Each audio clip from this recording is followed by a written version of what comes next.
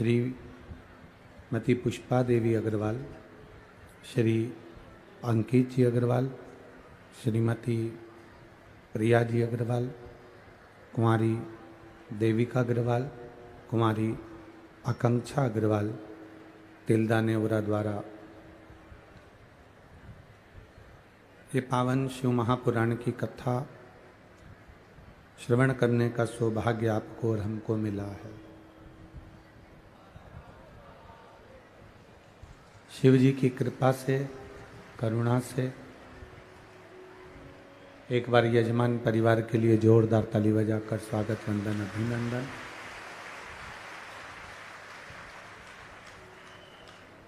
जिनके पूर्वजों के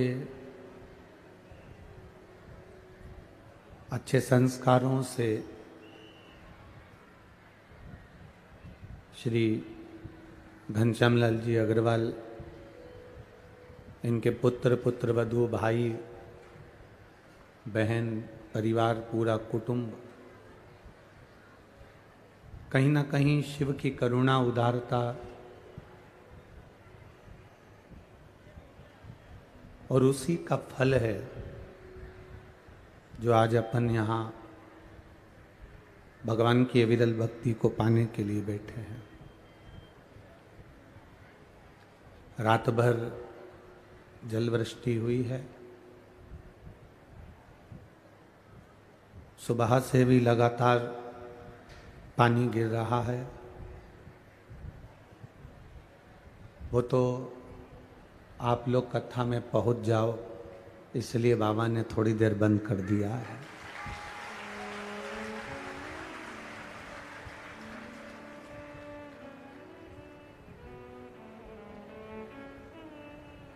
बारिश के लिए लोग कहते हैं कि बारिश बरसो,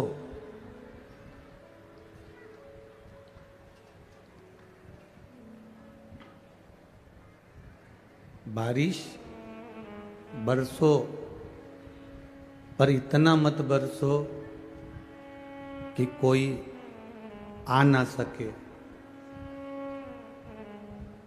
और जब आ जाए तो बारिश बरसो, फिर इतना बरसो कि जो आ गया है वो जा ना सके।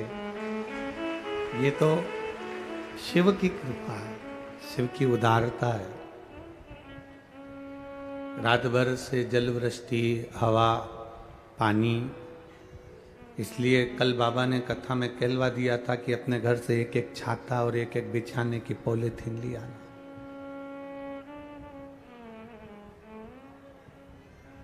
श्री घनश्याम जी अग्रवाल जी की पूरी मित्र मंडली, कार्यकर्ताओं की पूरी टीम, जो बिना स्वार्थ के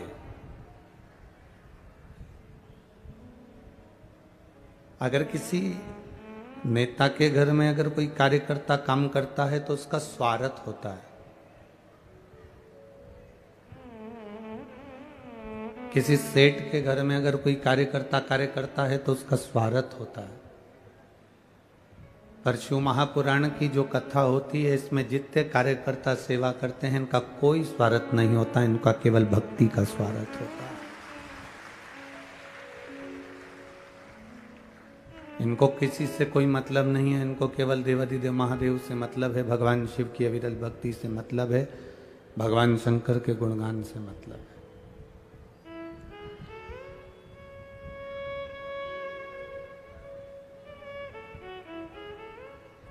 स्वार्थ रखकर अगर हम कोई कार्य करते हैं तो उसमें सफलता मिलती भी नहीं।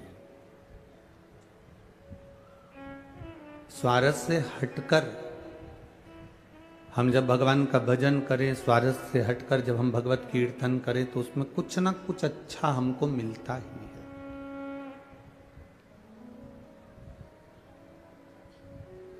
आज हम आशीष से कह रहे थे, इतनी रात भर जल वृष्टि हुई है, दिन भर पानी गिरा है। कल कथा पूरी होने के बाद जो पानी चालू हुआ तो सुबह आप आए होंगे जब तक पानी गिर रहा होगा। इतना जल पूरे पंडाल में भी भराया, जहाँ जहाँ अब भूमि तो भूमि है, ऊपर का पानी रोक सकते हो, नीचे का थोड़ी ना रोकोगे। भूमि तो भूमि।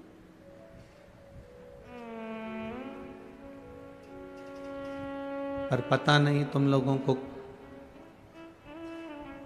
क्या हो गया है, जो तुम पानी नहीं देखते, हवा नहीं देखते, अपनी पन्नी और छाता उठाए और कथा में चल दिए। ये शिव की कृपा है, ये देवादिदेव महादेव की करुणा है, ये उनकी उदारता है। कथा का नाम है कांवड़ शिव महापुराण की कथा।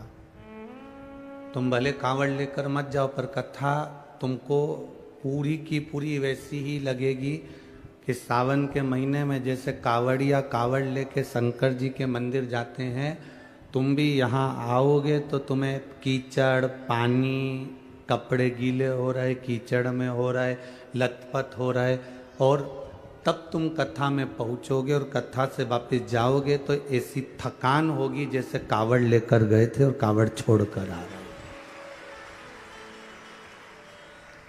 इसका नाम ही कावड़ शिव महापुराण की कथा। और इस कथा के माध्यम से हमने कल कथा में जाना त्रिजटा का चरित्र, जिसने राक्षसी होकर भी भगवान शिव का धाम काशी पाया।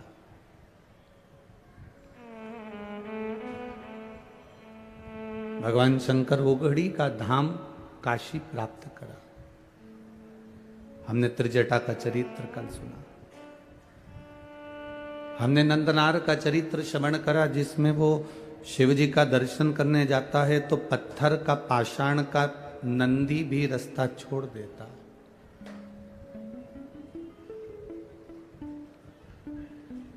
हमने लंकाधीपति रावण के इस पावन चरित्र को भी श्रवण किया कि वो शिव की भक्ति को प्राप्त कर लेता।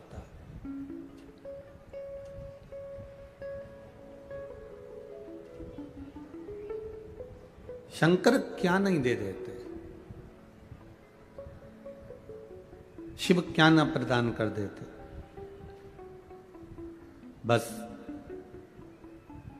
हम सुख की कामना में घर बदल कर देख लेते हैं, हम सुख की कामना में अपनी दुकान बदल कर देख लेते हैं, हम सुख की कामना में अपना व्यापार बदल कर देख लेते हैं, हम सुख की कामना में अपने वस्त्र बदल कर देख लेते हैं।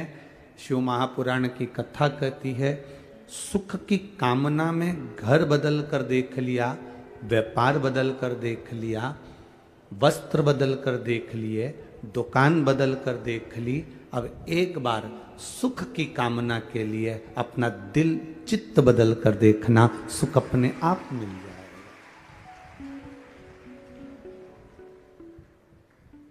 ये मकान नहीं फल रहा, हमने मकान चेंज कर दिया। ये दुकान नहीं फल रही, हमने दुकान चेंज कर दी। ये व्यापार नहीं फल रहा, हमने व्यापार चेंज कर दिया। हम सब कुछ बदल कर देख लिए, तो एक बार अपना मन भी तो बदलो कि आखिर हमारे भीतर ऐसी क्या आसक्ति है, हमारे भीतर ऐसी कौन सी तृष्णा है, हमारे भीतर ऐसा कौन सा लोभ क्या समा गया है जिसके कारण हम भगवान के पास नहीं जा पा रहे।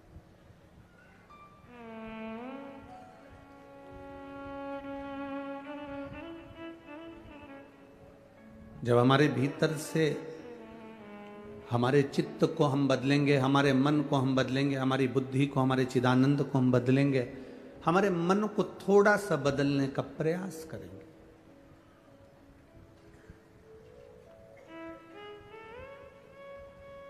भगवान से दुनिया के लोग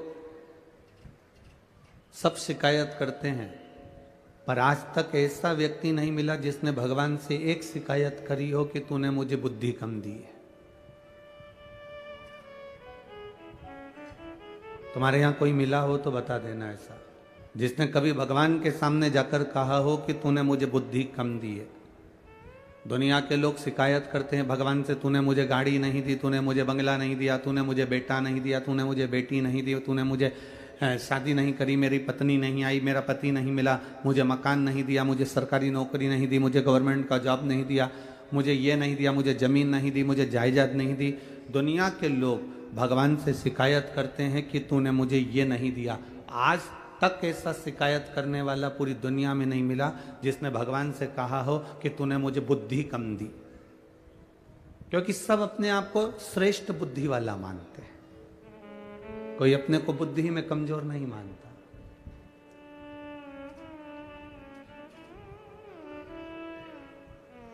एक श्रेष्ठता आप में है कि आप अपने आप को बुद्धि में कमजोर नहीं मानते।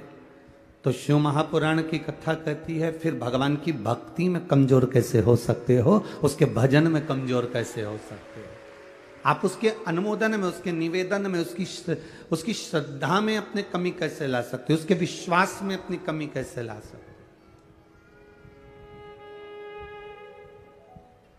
हम अपने भरोसे को प्रबल क्यों नहीं बना पाते?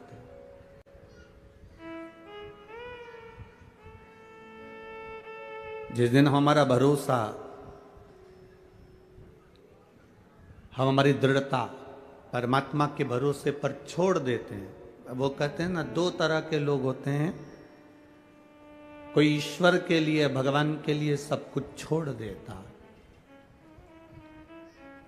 दो तरह के लोग होते हैं, जो एक भगवान के लिए सब कुछ छोड़ देता है और दूसरा वो जो भगवान पर सब कुछ छोड़ देता। अब दोनों का नाम आप बोलिएगा। पहला कौन व्यक्ति कौन है? दो तरह के लोग हैं। पहला कौन सा? जो भगवान के लिए, बोलो जम के बोलो, सब कुछ छोड़ दे।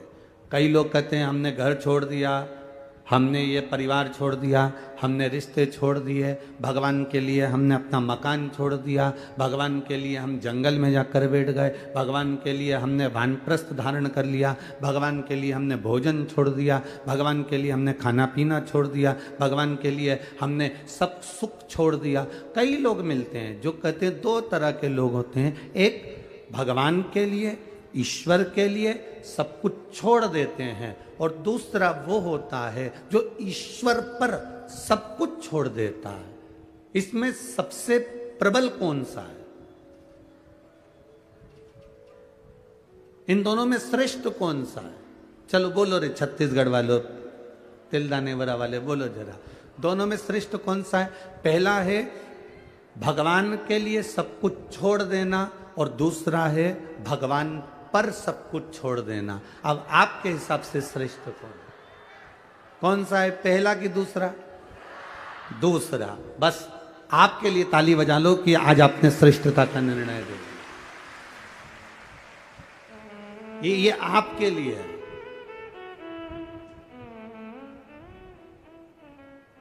शिव महापुराण की कथा कहती है, हम भगवान के लिए सब कुछ छोड़ दिए, छोड़ने के बाद भी हम जंगल में जाकर बैठ गए, वन में जाकर बैठ गए, गंगा जी के तट पर जाकर बैठ गए, और उसके बाद भी माँ बैठने के बाद भले तुमने छोड़ दिया, उसके बाद भी तुम्हारा मन घर की याद कर रहा है, परिवार याद आ रहा है, मेरी बहू ना जाने कैसी होगी, मेरा पोता ना जाने कैसा होगा, मेरा बेटा ना जाने कैसा होगा। तो फिर भगवान के लिए तुम छोड़े तो फायदा कौन सा हुआ?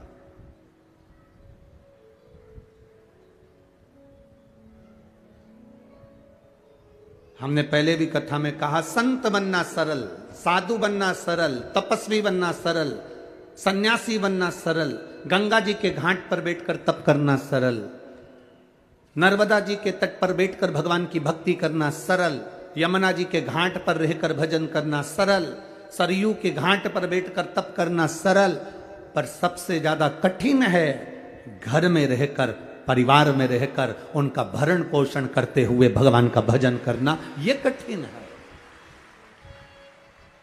ये दुनिया का सबसे कठिन काम है। हमने कभी नहीं कहा कि आप अपनी नौकरी छोड़ दो, कथा में आकर बैठ जाओ। हमने ये नहीं कहा कि तुम तुम्हारी दुकान बंद कर दो, कथा में आकर बैठ जाओ। आज तक इस व्यासपीठ ने ये नहीं कहा कि तुम तुम्हारा परिवार छोड़ दो, कथा में आकर बैठ जाओ। ये व्यासपीठ हमेशा कहती रही, अपनी नौकरी करो, अपनी चाकरी करो, अपना व्यापार करो, अपना व्यवसाय करो, पर उस व्यापार को, उस व्यवसाय को, उस नौकरी के साथ में इतना सा समय जरूर निकालना कि तुम्हारे मुख से श्री शिवाय नमस्तुभ्यम निकल जाए, तुम्हारे मुख से राम नाम कृष्ण नाम निकल जाए, तुम्हारे मुख से भगवान का भजन निकल जाए। क्यों? नौकरी करते, व्यापार करते, तनख्वाह लाते, तुम जितनी कमाई करोगे अपनी बीवी और बच्चों के लिए करोगे, तुम जितना कमाओगे अपने परिवार के लिए कमाओगे, तुम जितनी मेहनत करोगे अपने परिवार के लिए करोगे, अपने परिवार को देने का प्रयास करोगे। और तुमने जो बीमा इकट्ठा करा है, पैसे जोड़ जोड़ कर जो तुमने इकट्ठा करा बीमा, तुम्हारे मरने के बाद भी मिलेगा तो तुम्हारे परिवार को मिलेगा। पर तुम नौकरी करते करते, काम करते करते जो तुमने भजन कर लिया, काम करते करते जो तुमने मंत्र जाप कर लिया, काम करते करते तुम्हारे मुख से श्री शिवाय नमस्तुभ्यम निकल गया, काम करते करते तुम भगवान का भजन कर लिए, तो वो तुम्हारी जिंदगी भर तुम्हारे साथ में जाने वाला है, अंत समय तक तुम्हारा साथ निभाने वाला है।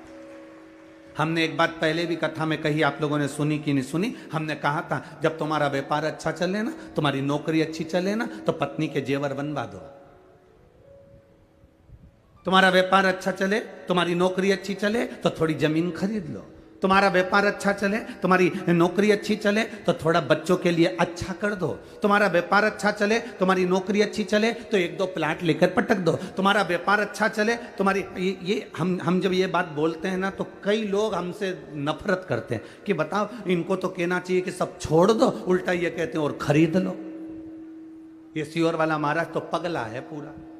हमारे लोग विरोधी हो जाते हैं इस चक्कर में कि ये उल्टी कथाबाज था। हमारा निवेदन है, जब तक तुम्हारा व्यापार अच्छा चले, तुम्हारी नौकरी अच्छी चले, पत्नी के जेवर बनवाओ, बच्चों की एजुकेशन कराओ, अच्छे कपड़े दिलाओ, प्लाट खरीद लो, जमीन खरीद लो, मकान बना लो। चलती हुई नौकरी में, चलते हुए व्यापार में तुम अपने परिवार के लिए सब कुछ करो, पर इतना याद रखना, जैसे चलती हुई नौकरी में जेवर बनाओगे चल जाएगा, चलती हुई नौकरी में, चलते हुए व्यापार में जमीन खरीद लोगे तो पैसा दिल आ जाएगा। उसी तरह इस चलती हुई श्वास में भगवान का भजन कर लोगे तो जीवन सार्थक हो जाएगा। चलते चलते चलने दो, काम करते रहो, नाम जपते रहो, पार कर देगा वो भी कभी ना कभी। चलती नौकरी में दुकान, चलती नौकरी में व्यापार, चलती नौकरी में जमीन जायदाद सब करो, तो हाथ पैर चल रहे हैं, तब तक भगवान का भजन भी करो। शरीर चल रहा है, तब तक भगवान का भजन भी करो। शरीर चले तब तक कथा में जाओ, शरीर चले तब तक तीर्थ में जाओ, शरीर चले तब तक भगवान के दरवाजे जाओ। और बहुत याद रखना, दो चीजें स्मरण में रखें, तुम्हारे घर में चले तब तक सारे दान पुण्य कर लो, और जब तक शरीर चले तब तक कथा सुन लो, तब तक तुम्हारी मर्जी पड़े जहां जाओ। शरीर चले तब तक इस शरीर का सदुपयोग करो, शरीर चले इस शरीर का सदुपयोग करिए। इस शरीर को गलत जगह पर मत भेजो, इस शरीर को गलत व्यसन में मत ले जाओ, इस शरीर को गलत जगह पर लेकर मत जाओ। कहां मदिरापान में, कहां मांसाहार में, कहां वेश्यावृत्ति में, कहां जुए में, कहां चरस में, कहां अफीम में, कहां गांजे में, कहां इस शरीर को लेकर जा रहे हो, कहां इस शरीर को पहुंचा रहे हो। मैं छत्तीसगढ़ पुलिस को और इस हेलो जिंदगी रायपुर पुलिस को धन्यवाद देना चाहूँगा, जिन्होंने एक पहल कर रखी है नशा मुक्ति के लिए, नशे की रोक के लिए।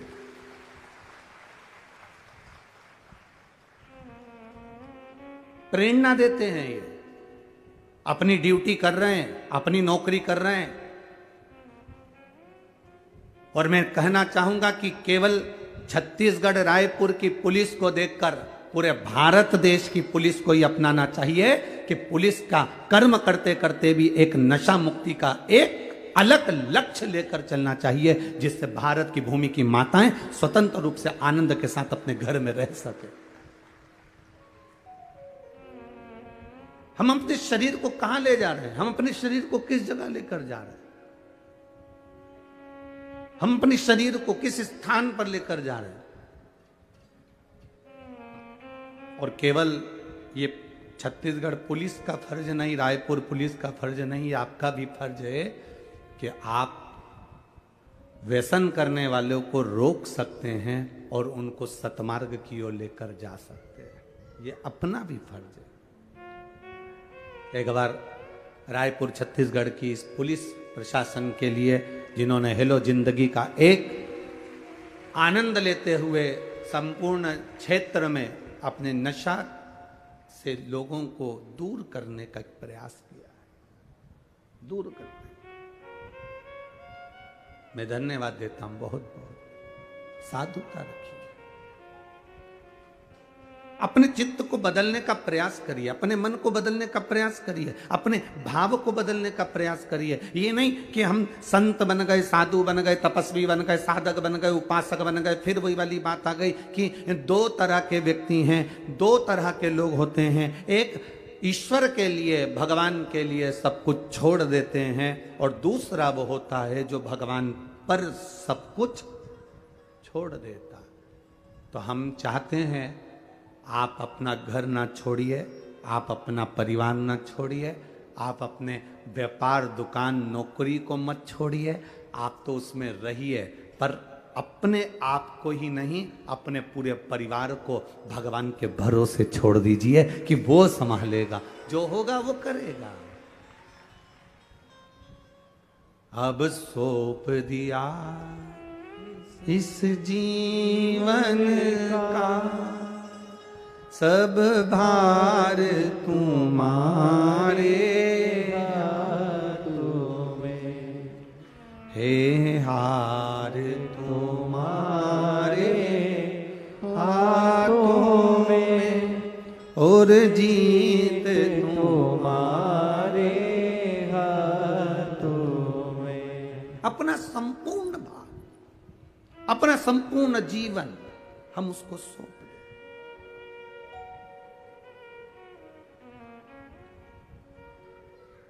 अपने संपूर्ण जीवन को हम परमात्मा पर सौंप दें।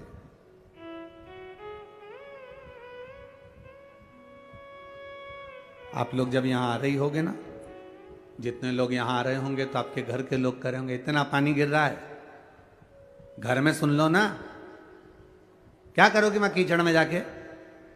अकल वकल नहीं है क्या तुम में? समझ नहीं पड़ती क्या तुमको? इतने में यह चोटी करती करती उसको घूर के देखी, और वो बोल ही रहा है, क्या करोगी जाके, इतना पानी गिर रहा है, इतना कीचड़ हो रहा है।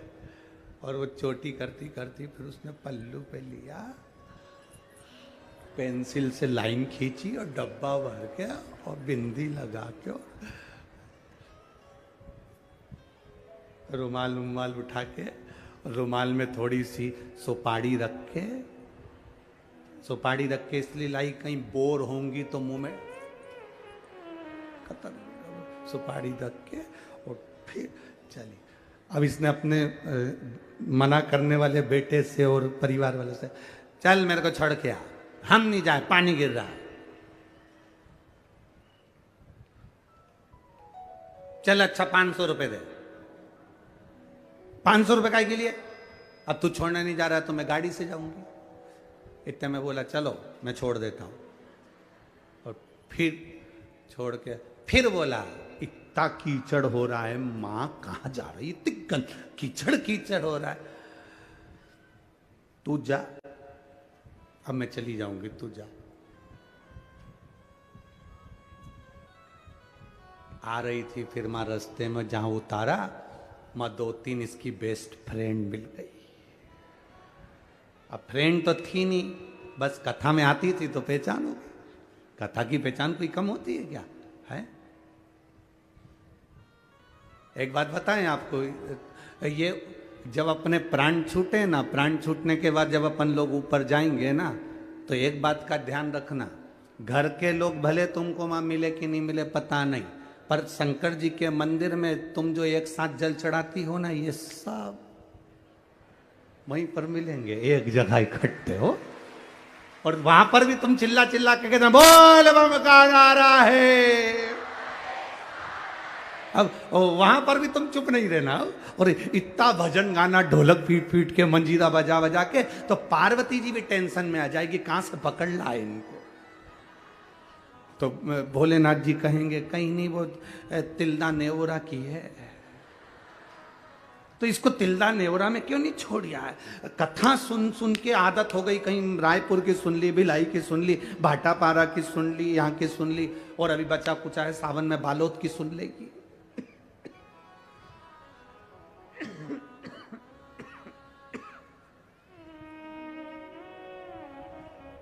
अभी बचा कुचा है तो बालोद की सुन ले।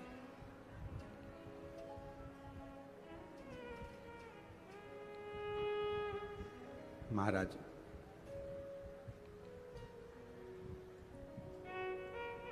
भजन का जो बल है वो सबसे प्रबल बल है।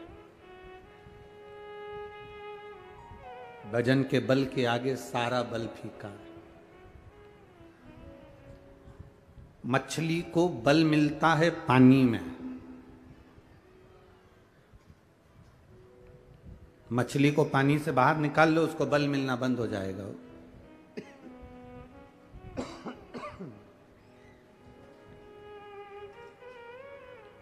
मछली को पानी में से बाहर निकालो, उसको बल मिलना खत्म हो जाएगा।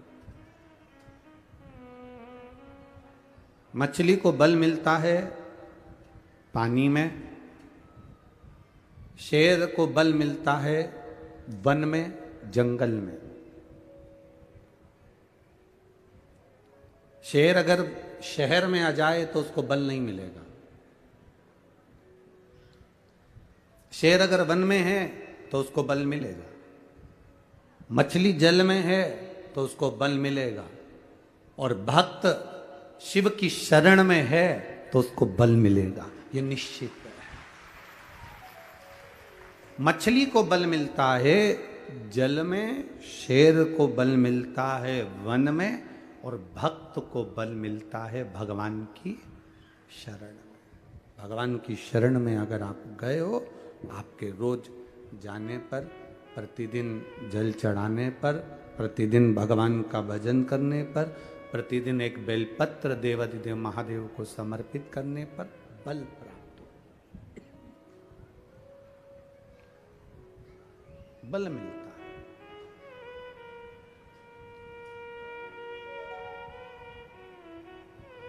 आप रोज रोज जल चढ़ाने के लिए शिव के मंदिर जाइए, आप रोज रोज जल चढ़ाने के लिए भगवान देवाधिदेव महादेव के द्वार पर जाइए।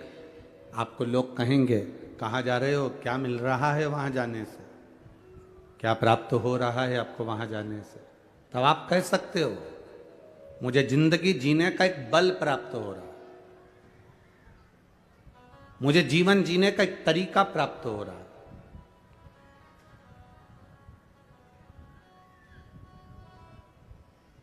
मैं जाती हूं, मेरे मन को अच्छा लगता है, मैं जाती हूं, मेरे चित्त को अच्छा लगता है।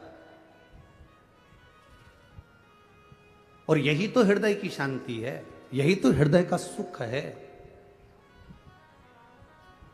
शिव कथा कह रही है, मकान बदल लिया, व्यापार बदल लिया, व्यवसाय बदल लिया, दुकान बदल ली, कपड़े बदल लिए, सब बदल कर देख लिया।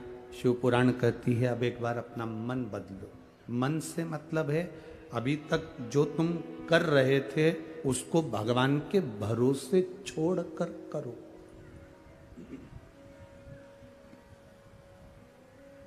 अभी तक तुम जो कर रहे थे अब उसको करो, मना नहीं, पर अब अपने करे हुए कर्म को परमात्मा के भरोसे छोड़ो। अब अपने करे हुए कर्म को भगवान के आश्रित होकर, भगवान के सहारे छोड़कर करो। मेहनत करो, अच्छी करो, बहुत अच्छी तरह से, जितनी मेहनत कर सकते हो उतनी मेहनत करो, जितना कर्म कर सकते हो अच्छा कर्म करिए, पर भगवान के आश्रित होकर, उसके भरोसे रह कर।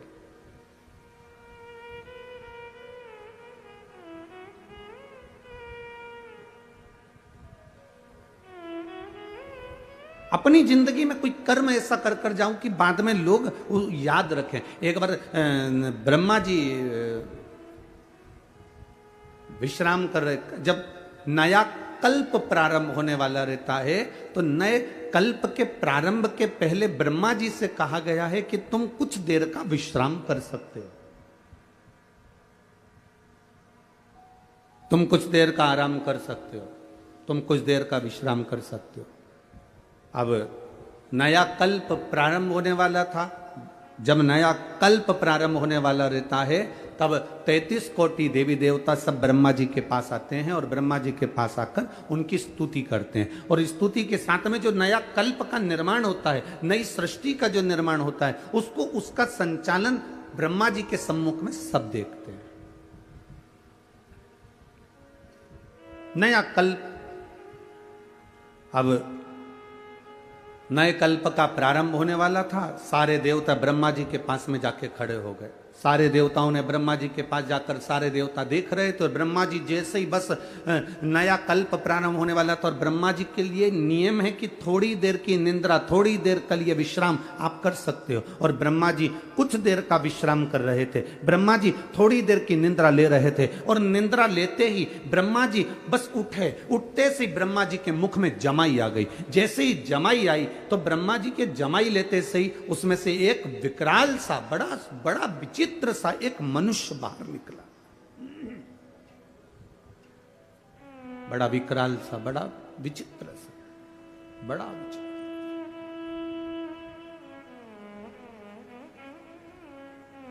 एक मनुष्य बाहर निकला, प्रकट हुआ। ब्रह्मा जी ने देखा कि बड़ा सारा उसका स्वरूप है, बहुत बड़ा उसका स्वरूप है और सुंदर भी बहुत है। शरीर पर इतना तेज है कि एकदम उसका शरीर लाल हो रहा है। बड़ी बड़ी भुजाएं उसकी, बड़ा बड़ा शरीर उसका, बड़ा वीर सा नजर आ रहा है, बड़ा प्रबलता सा नजर आ रहा है। ब्रह्मा जी ने पूछ लिया, तुम कौन हो? उसने कहा, मुझे नहीं मालूम मैं कौन हूं। क्या नाम है तुम्हारा? मुझे नहीं मालूम मेरा नाम क्या है। कहां से आए हो? पता नहीं, परंतु इतना जानता हूं कि मैं आपके शरीर से प्रकट हुआ। मैं इतना जानता हूं कि आपके शरीर से हुआ हूं। आपने जब निंद्रा त्यागी, निंद्रा त्यागने के बाद आपने जो बकासी ली, आपने जमाई ली और उस जमाई से मैं प्रकट हो गया। ये कथा आपको मालूम होना चाहिए, और केवल छत्तीसगढ़ वालों के लिए नहीं, पूरे विश्व के माताओं को ये मालूम होना चाहिए कि तुम्हारे मांग में जो सिंदूर भरा होता है, हनुमान जी को जो सिंदूर चढ़ा हुआ होता है, गणेश जी को जो सिंदूर चढ़ा हुआ होता है, माता के मांग में जो सिंदूर भरा हुआ होता है, वो सिंदूर आया कहां से था? ये पूरे विश्व की माताओं को, ये पूरे भारत देश की नहीं, संपूर्ण विश्व की माताओं को यह मालूम होना चाहिए कि गणेश जी पे चढ़ा हुआ सिंदूर कहां से आया, सिंदूर का जन्म कहां से हुआ। हनुमान जी पे चढ़ा हुआ सिंदूर कहां से आया, उस सिंदूर का जन्म कहां से हुआ।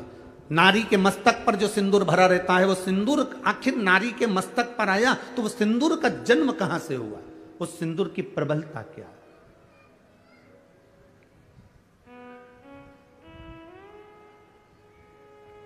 उसको ज्ञात होना चाहिए। अब कल्प की शुरुआत है, और कल्प की शुरुआत में ब्रह्मा जी के मुख से एक व्यक्ति ने, एक मानव ने, एक विचित्र सा मानव उसके उनके मुख से जमाई लेने पर प्रकट हो गया।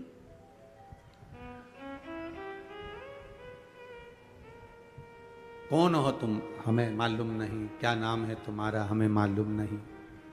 कहाँ से आए हो हमें मालूम नहीं, हमें कुछ ज्ञात नहीं है। ब्रह्मा जी ने देखा बड़ा वीर है, चेहरा लाल, शरीर लाल, पूरा शरीर बड़ा वीरता का दिख रहा है और बड़ा प्रबल शरीर है, भुजाएं विशाल, शरीर विशाल। ब्रह्मा जी ने उसका नाम सिंदूर रख दिया। क्या नाम रखा? जम के बोलो जरा, सिंदूर। ब्रह्मा जी ने उसका नाम सिंदूर रख दिया। अब सिंदूर रखा तो उसने, ब्रह्मा जी ने प्रसन्न होकर उसको वर देना प्रारंभ कर दिया कि सिंदूर, तुम दिखने में भी सुंदर हो, वीर भी हो, प्रबल भी हो, तो हम तुम्हें वर देते हैं कि तुम जगत में वीरता के रूप में रहोगे, प्रबल रहोगे, तुम्हारी भुजाओं का बल प्रबल रहेगा, तुम्हारे भीतर एक तेज हमेशा भरा रहेगा, तुम्हारे तेज को देखकर स्वयं यम के दूत भी डरेंगे। ब्रह्मा जी कह रहे हैं तुम्हें बल इतना दे दिया, तुम्हारी मर्जी पड़े तुम वहां रह सकते हो, पूरी सृष्टि पूरा ब्रह्मांड तुम्हारे लिए है, तुम कहीं पर भी अपना राज्य बसा सकते हो, तुम कहीं पर भी रह सकते हो। हमारा वर तुम्हें देते हैं, तुम कभी क्षय नहीं होगे, मरोगे नहीं।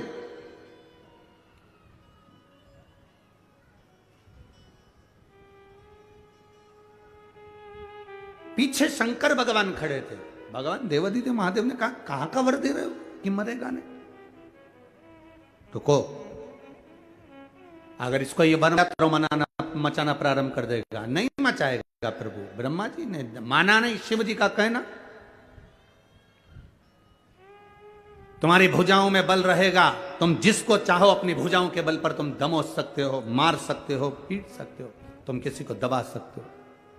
बस सिंदूर को वर पर वर मिल गए ब्रह्मा जी के। इतने प्रसन्न, क्योंकि औलाद ब्रह्मा जी के मुख से जमाई करने पर, ब्रह्मा जी के मुख को बकासी आने पर, जमाई करने पर यह बालक निकला, तो प्रसन्नता हूं, मेरा पुत्र है, मेरा बेटा है।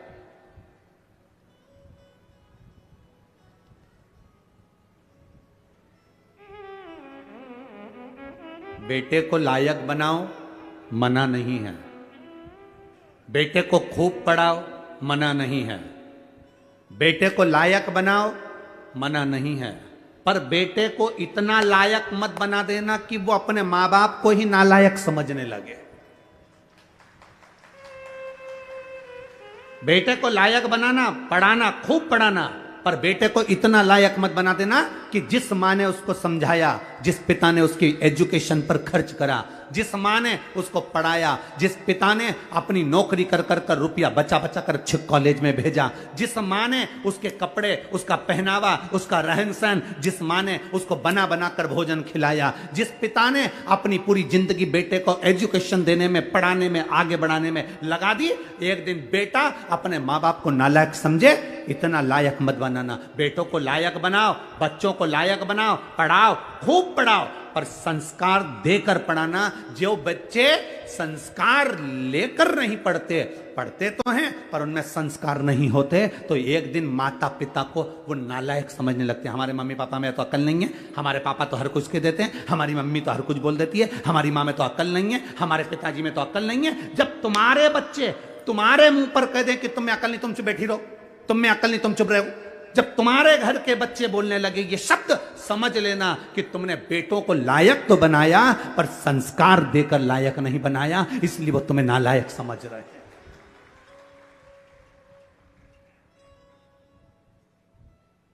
खूब पढ़ाओ, हम मना नहीं करेंगे, जितनी तुम्हारी कैपेसिटी है उससे ज्यादा पढ़ाई है, जितनी तुम्हारी कमाई है उससे ज्यादा खर्च कर कर बेटों को उज्जवल भविष्य बनाइए। बेटा बेटी को अच्छा पढ़ाने का प्रयास करिए, बेटा बेटी का जिंदगी अच्छा बनाने का प्रयास करिए, पर बेटा बेटी आपको लायक बनते बनते आपको नालायक ना समझने लगे, इसलिए थोड़ा संस्कार देने का प्रयास करिए। बच्चों से कहो एक लोटा जल शिव जी को चढ़ा करा, बच्चे कहेंगे माँ जल चढ़ाने से क्या होता है? कुछ नहीं होता, मेरे मन को शांति मिलती है, तू जल चढ़ा करा। मैं जल चढ़ाने नहीं जाऊंगा, मैं भोजन नहीं दूंगी, मैं बाजार में खा लूंगा, घर का दरवाजा बंद है, जाओ खाओ। बच्चों को लायक बनाने का प्रयास करो, पर साथ में संस्कार देकर। अपने दादा दादी के पांव पर प्रणाम कर, चरण छू, नमन कर। एक दिन बेटा चरण नहीं छूता, दूसरे दिन मामी नाना घर के बच्चे माता पिता कहते थे कोई बात नहीं कल छू लेगा, हो गया ना, आज नहीं छुआ ना, कल छू लेगा, कल फिर नहीं छुआ, परसों छू लेगा, ना ना चरण छू। बच्चों को झुकाना, प्रणाम करना, नमन करना, आदर करना, सत्कार करना, बच्चों को ये सिखाना पड़ेगा। आज बड़ी विडंबना का जीवन, बड़ा विडंबना का समय चल रहा है। हम बेटा और बेटी को पढ़ा तो लेते हैं, हम बेटा और बेटी को उज्जवल भविष्य बना तो देते हैं, हम बेटा और बेटी को लायक बना तो देते हैं, पर हमारे बच्चे हमको एक दिन नालायक समझने लगते हैं, तब दिल दुखता है कि मेरी औलाद मेरे मुंह पर कह कर जा रही है। दुख होता है अंदर से। पढ़ाओ, कलेक्टर बनाओ, एसपी बनाओ, टीआई बनाओ, तुम्हारी मर्जी, पढ़े मंत्री बनाओ, संतरी बनाओ, कलंतरी बनाओ, तुम्हारी मर्जी, पढ़े तुम जो बनाओ, पर उनकी वाणी पर तुम्हारा आदर होना चाहिए। ऊंचे सिंहासन पर बैठकर आदर के शब्द समाप्त नहीं होना चाहिए। उनकी वाणी में तुम्हारा सम्मान होना चाहिए, उनकी वाणी में तुम्हारा आदर होना चाहिए, तुम्हारा सत्कार होना चाहिए।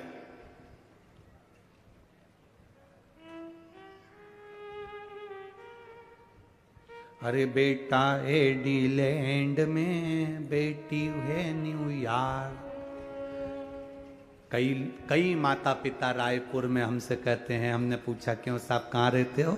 बस गुरुजी आपकी जो कथा हो रही ना उसके पास में हमारी बिल्डिंग है, हम वहीं सी सेक्टर में रहते हैं। अच्छा सी सेक्टर में कौन सी? तो का बस 8वें मंजिल पर, चौथे मंजिल पर हमारा फ्लैट है। हमने कहा कौन कौन घर में? मेरा बेटा तो वहाँ है और मेरी बेटी वहाँ है। बेटा एडीलैंड में, बेटी है न्यूयॉर्क।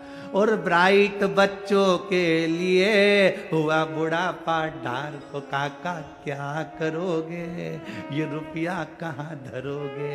बेटा बाहर, बेटी बाहर। तो हमने कहा तुम कौन कौन हो? बस हम दोनों पति पत्नी। कहाँ रह रहे हो? फ्लैट में रह रहे हैं। अच्छा तो तुम दोनों अपने बेटा बेटी के पास क्यों नहीं चले जाते? बस अब विचार तो करा है, पर बेटे के यहाँ एक बार गए थे तो अब वहां पर हमारा मन नहीं लगा तो हम वापिस आ गए। बेटी के यहाँ वहां भी मन नहीं लगा तो हम वापिस आ गए। तुम जब बीमार पड़ते होगे, तकलीफ होती होगी, शरीर में कष्ट होता होगा, या तुम्हारे घर में मेहमान आते होंगे, तो सामान कौन ला कर देता है? तो मैं डॉक्टर को दिखाने कौन जाता है? तो कहती है हमारे पड़ोसी बहुत अच्छे हैं, उनका बेटा है ना, उनकी बेटी है ना, हमको गाड़ी में बिठाकर वो तुरंत डॉक्टर को दिखाने चले जाते हैं। हमने कहा फिर एक काम करना, फ्लैट भी पड़ोसी के बेटे को देकर जाना।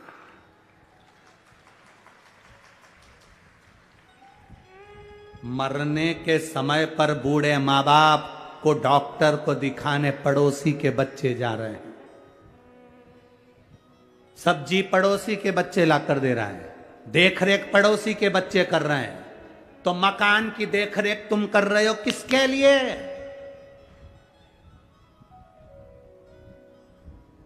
किसके लिए? आसक्ति नहीं जा रही। हमने कहा एक काम करो न, जब पड़ोसी का बच्चा इतना कर रहा है तो ये काम कर दो, उसको थोड़ा बहुत तो अपनी प्रॉपर्टी दे। अरे गुरुजी कैसे देके जाना? डॉक्टर को दिखाया आया तो क्या प्रॉपर्टी दिया है? सब्जी ला के दे देता कि प्रॉपर्टी दे दे? तो तुम्हारे बेटे तुमने बड़े करे थे तुम्हारी सेवा के लिए, वो तुम्हारी सेवा नहीं कर रहा है, तो तुम किसके भरोसे? किसके? अखबारों में देखो, अखबारों में जरा पढ़ना, कभी पुराना कई जगह का आपको मिलेगा। बुढ़ा बुढ़ी मर गए, बेटों को सूचना दे दी कि आ जाओ अंतिम संस्कार करने, तो कहते हैं ऑनलाइन करा देना। बाद में जब मर गए, अंतिम संस्कार भी मोहल्ले के लोगों ने कर दिया, तब बेटा बेटी आए, जमीन जायदाद बेच के पैसा लेके चले गए, पर माँ बाप का पिंडदान तक नहीं करा। ये जीवन है मानव का। किसके लिए जी रहे? हम किसके लिए अपनी जिंदगी जी रहे हैं? अरे बेटा एडी लैंड में, बेटी है न्यूयॉर्क, और ब्राइट बच्चों के लिए हुआ बुढ़ापा डार्क। ओ काका क्या करोगे, ये रुपया कहाँ धरोगे?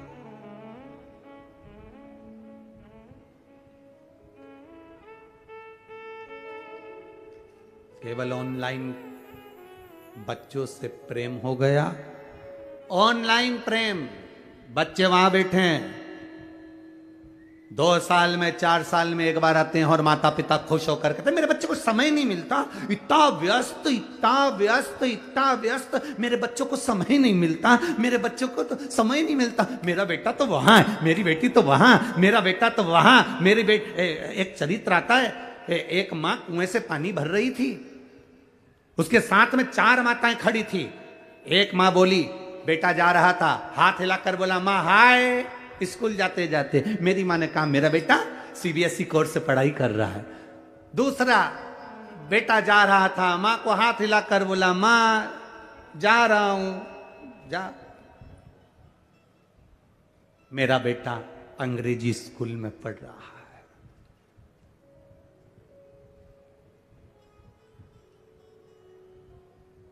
एक मां का बेटा जा रहा था, मां बाल्टी उठाकर ले जा रही थी।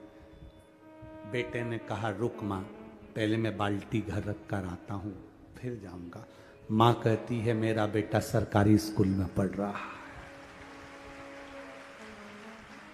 ये मेरा बेटा है जो सरकारी स्कूल में पढ़ रहा है। अंग्रेजी स्कूल में पढ़ाओ, सीबीएसई कोर्स से पढ़ाओ, एक से बढ़कर एक स्कूल में पढ़ाओ, पर अपने बच्चों को संस्कारवान बनाने का जवाबदारी तुम्हारी है।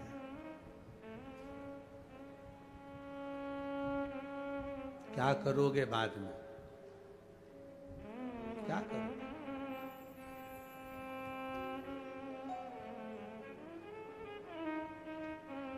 अगर स्नेहवश कोई जवाबदारी आपके जीवन में अपने बच्चों पर नहीं छोड़ी है, तो वो बच्चे आपको भी नहीं कुछ प्रभाव दे पाएंगे। दीजिए।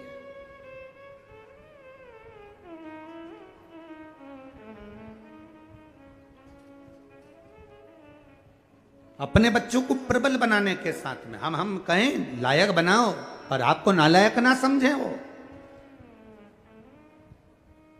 होप पढ़ाओ, बच्चों को एक काम जरूर सिखाओ, जाओ शिव के मंदिर जाओ, जाओ थोड़ा बहुत झुकोगे, प्रणाम करोगे, नमन करोगे, मंदिर तक जाओगे, अपने संस्कारों को अपने धर्म को भूल नहीं पाओगे।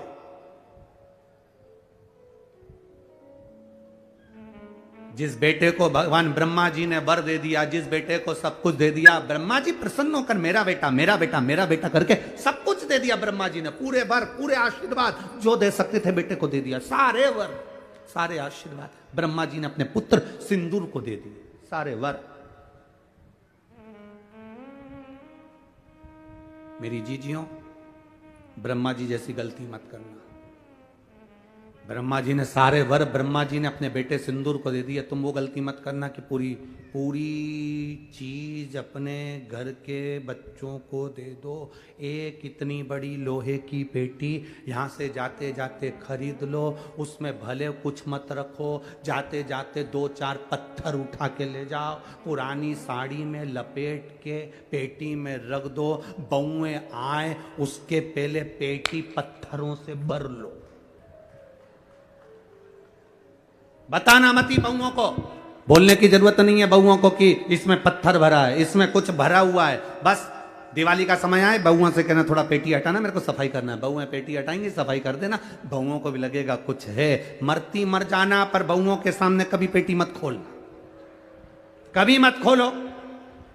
अंतिम समय आए, यम के दूत तुम्हें बंदी बनाने आए, तुम्हें लगने लगे कि मैं मर रही हूं, तो मरते मरते घर की बहू को बुलाकर, एक किसी भी बहू को, बड़ी हो छोटी हो, किसी के हाथ में चाबी दे जाना, बेटा सब बांट लेना हो, अब मैं चली। बहुओं इतनी समझदार हैं, 13 दिन पेटी नहीं खोलेगी, क्योंकि घर में नंदे आई हुई हैं, हिस्सा देना पड़ेगा तो पेटी छुपा देगी। बहुओं ने इतनी जल्दी पेटी को खोलेंगी नहीं, छुपा देंगी। अब बहुओं को मालूम है सास के पास बहुत सामान है, तो 10वां भी अच्छा करेगी, 12वां भी अच्छा करेगी, खूब साड़ी बांटेगी, 12-13 खिलाएगी पिलाएगी, लड्डू गुलाब जामुन इमरता भजिया, सारे ब्राह्मणों का भोजन कराएगी, मेहमान को भी खूब देगी, और सब चले गए और ननन भी चली गई, तब बहुएं पेटी खोलेंगी। और उनमें से भाटा निकलेगा और करम फोड़ेगी। अब अपने को टेंशन नहीं, अपन तो गए, अपना काम हो गया ना। ब्रह्मा जी जैसी गलती मत कर देना कि पूरे बार एक साथ दे दिया, आयुष्मान भव, चिरंजीवी भन, यशवान भव, ये भी दे दिया वो भी दे दिया। ऐसी गलती मत कर देना। थोड़ा ना थोड़ा अपना बुढ़ापा निकालने के लिए कमर में खोस के रखो, थोड़ा ना थोड़ा। एकदम ब्रह्मा जी ने सब दे दिया, सब ब्रह्मा जी ने दे दिया।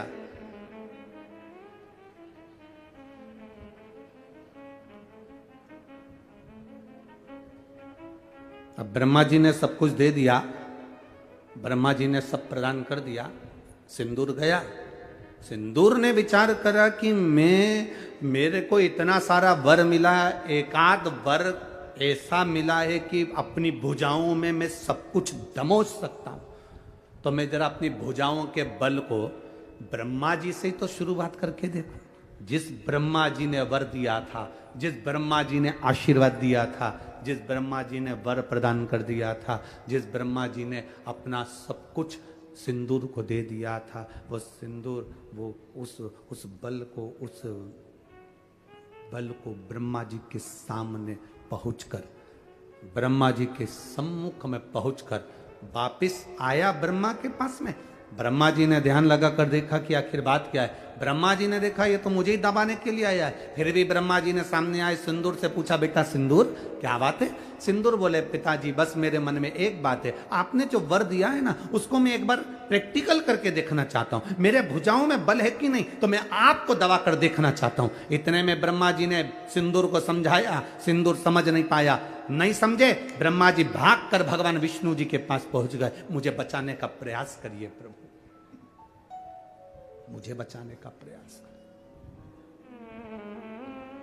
आप मुझे बचाइए प्रभु, मुझे बचाइए। भगवान नारायण ने देखा क्या बात है, सिंदूर आ रहा है, वो मुझे दबाना चाहता है, वर दिया है मैंने। भगवान नारायण ने देखा कि सिंदूर दौड़ता दौड़ता वहां आ गया। भगवान विष्णु ने सिंदूर को देखा और सिंदूर को देखकर भगवान विष्णु ने उसी समय पर समझाने का प्रयास करा, सिंदूर ये तुम्हारे पिता हैं और तुम इसे दबाना चाहते हो। सिंदूर कहते हैं मैं उनको नहीं दबाऊंगा, आपको दबा के देख लेता हूं, मुझे तो प्रैक्टिकल करना है, कहीं पर भी करूं। नारायण को दबाने के लिए सिंदूर आए तो नारायण ने सिंदूर को समझाने का प्रयास करा। सिंदूर ने कहा अगर तुम मुझे दबाना चाहते हो तो मुझसे प्रबल तो देवादिदेव महादेव हैं, जाओ उनको दबा कर बता दो। सिंदूर ने कहा यदि मेरी भुजा में इतना बल है तो देवादिदेव महादेव कहां रहते हैं? कैलाश पर, मृत्यु लोक में। सिंदूर आ गया कैलाश पर, मृत्यु लोक पर, भूमि पर।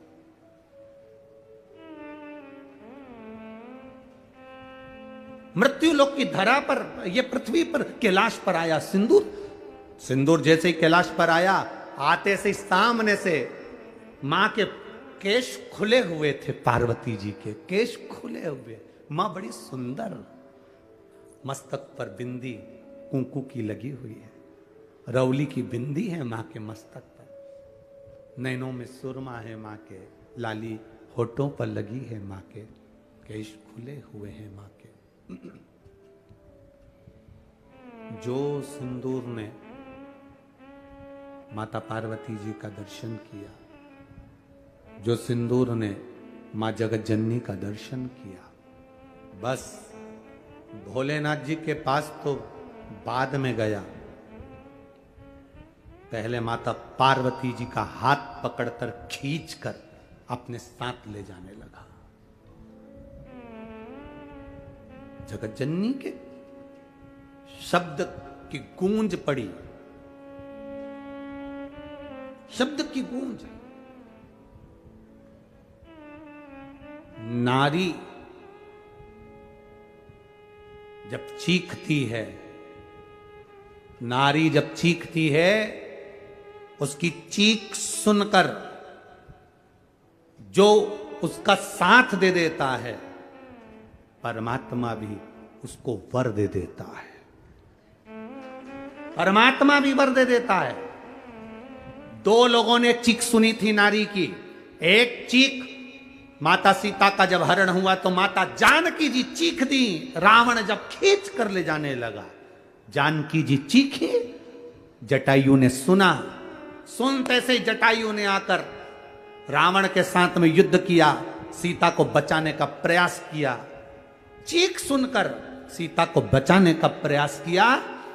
भले जटायु खुद मर गया, पर राम जी की गोद उस जटायु को मिल गई, क्योंकि सीता की चीख सुनकर उसको बचाने का प्रयास करा। और दूसरी चीख थी द्रौपदी की। द्रौपदी चीख रही,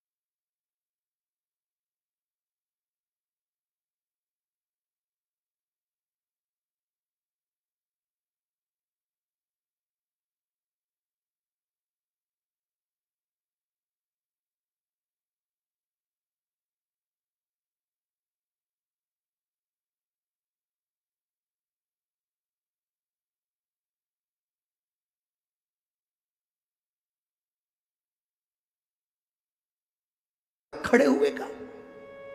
और बेटी चीख रही है, उसको पत्थर से मारा जा रहा है, उसको चाकू से गोपा जा रहा है, और तुम देख रहे हो।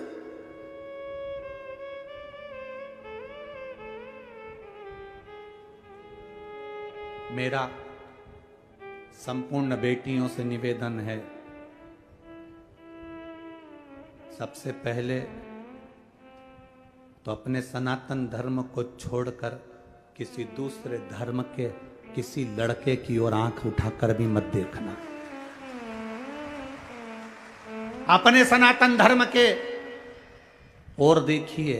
सनातन धर्म में ब्राह्मण भी है, क्षत्रिय भी है, वैश्य भी है, शूद्र भी है, पर दूसरे की ओर निगाह उठाकर मत देखिए। और याद रखो, अगर भूलवश तुम उस ओर चले भी गई हो ना, तो निवेदन है, शंकर जी से प्रार्थना करूंगा कि तुम्हारी बुद्धि जल्दी ठीक हो और तुम वापिस अपने सनातन धर्म की ओर अग्रण्य हो। वापिस अपने सनातन धर्म की ओर अग्रण्यता हो। कहां सीता जी चीखी तो जटायु ने बचाया, तो राम जी की गोद मिली। द्रौपदी चीखी, भीष्म पितामह उठकर खड़े नहीं हुए, चीख को सुनकर भी उसको नहीं बचा पाए, तो मरे तो बाणों की सैया पर पड़े रहे। बाणों की सैया पर पड़े हैं। देवता देखकर करे, गजब भीष्म पितामह, तुम तो भगवान का भजन करने वाले बाणों की सैया पर पड़े हो, क्योंकि तुम्हारे कर्म का भोग भोगना पड़ेगा। ये कर्म का भोग कोई दूसरा नहीं भोगेगा, तुम्हें खुद भोगना है, दूसरा नहीं भोग सकता।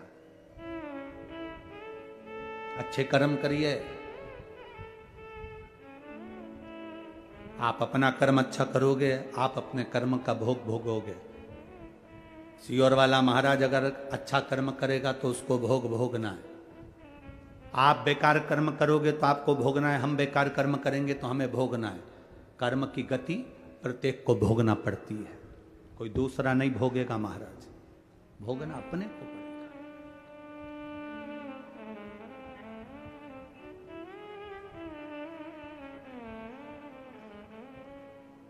पार्वती मैया ने हाथ पकड़ा, सिंदूर ने मां जगत जननी जगदम्बा का, जगत धात्री दुर्गा का हाथ पकड़कर जब खींच कर ले जाने लगा, मां चीख पड़ी। पार्वती मां चीखी।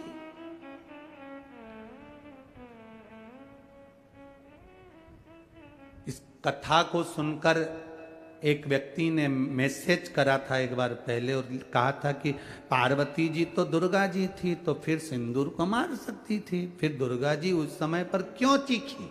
उनको तो मार देना था। पत्नी के, स्त्री के, नारी के कई रूप होते हैं।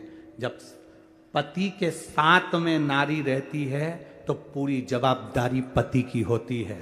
अकेली मार्केट में अगर सब्जी खरीदने और कपड़े खरीदने गई है तो अपनी दमदारी पर जाती है, तब दिखा सकती है कि देवी क्या होती है। बच्चा भी ऐसा ही होता है। बच्चे की आदत होती है, अकेला बच्चा कहीं से गिर गया ना, तुरंत कपड़े झाड़ कर खड़ा हो जाता है। और बच्चा अगर माँ के साथ चल रहा है और गिर गया ना, तो 25 बार रोता रहता है, लग गई लग गई लग गई। क्योंकि जब तक माँ उसको ना संभाले, जब तक माँ उसको प्रेम ना करे, जब तक माँ उसको गले से ना लगाए, जब तक माँ उससे लाड़ ना लड़ाए, जब तक माँ उसको एक टॉफी ना दे दे, तब तक वो रोता ही रहेगा, भले उसको ना लगी है। बच्चे की आदत होती है। बच्चा माँ है तो बड़ी सी टेबल पे से कूद जाएगा, माँ है तो कहीं से भी कूद जाएगा, क्योंकि मेरी माँ मुझे संभाल लेगी। ऐसे ही पत्नी, ऐसी नारी, ऐसी स्त्री होती है जो पति के साथ रहे, पति के साथ बैठी है, पति के सम्मुख में है, तो नारी सोचती है मैं क्यों जवाब दूं, जवाब दे ये। हाँ, अपनी बहन के साथ जा रही है, बच्चों को लेकर जा रही है कपड़े दिलाने के लिए, और फिर कहीं का कुछ बोल दे, फिर तो तेरे भक्त जनों पे माता वीर पड़ी है भारी, और दानव दल पे टूट पड़ी मां करके इतने में फिर कहीं का न किसी ने कुछ बोल दिया, तो ये इधर आ रे, इधर आ, तेरे घर में माँ बेटी नहीं है क्या जो मुझे घूर कर देख रहा है? ऐसा दिया ना, छठी का दूध याद दिला दूंगी। बस अकेली थी इसलिए दम था, पति के साथ थी तो पति प्रबलता में दिखे। तो माता पार्वती जी चाहती तो उसको मार देती सिंदूर को, कब का, पर मां ने मारा नहीं है, क्योंकि माता पार्वती को यह मालूम है कि सिंदूर जब अपने ब्रह्मा पिता को दबाने के लिए गया था, तो ब्रह्मा जी को क्रोध आ गया था कि मेरा बेटा होकर मुझे दबाने आया है, सिंदूर तू मुझे दबाने आया है, मैं तुझे श्राप देता हूं, तेरी मृत्यु होगी तो पार्वती के पुत्र गणेश के द्वारा होगी। ये उसे वर मिला था। तो पार्वती जी को मालूम है कि फालतू में अपनी एनर्जी खत्म करने से कोई मतलब नहीं, मरेगा तो मेरी औलाद से ही मरेगा, तो काय को फालतू का टेंशन ले अपन।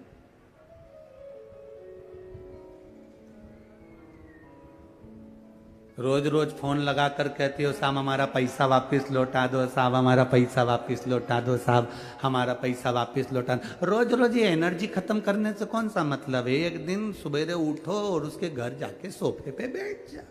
आओ काका जी, चाय लाओ काका जी। काका जी कहे आप यहाँ कैसे आ गए? कुछ नहीं, वो तुम्हें जो दिया था वो भूल गए थे, मेरे पति रोज रो रहे हैं, तकलीफ में है, देकर गलती नहीं करी है। कब दोगे? तारीख बताओ, अब भी की अब भी। एक मोबाइल साथ में ले जाओ, रिकॉर्ड करके लाओ कि इतनी तारीख को दूंगा। अब नहीं मिला तो जगत जननी चंद्रघंटा बन के फिर आ जाएगी। अभी तक जान लिया, दे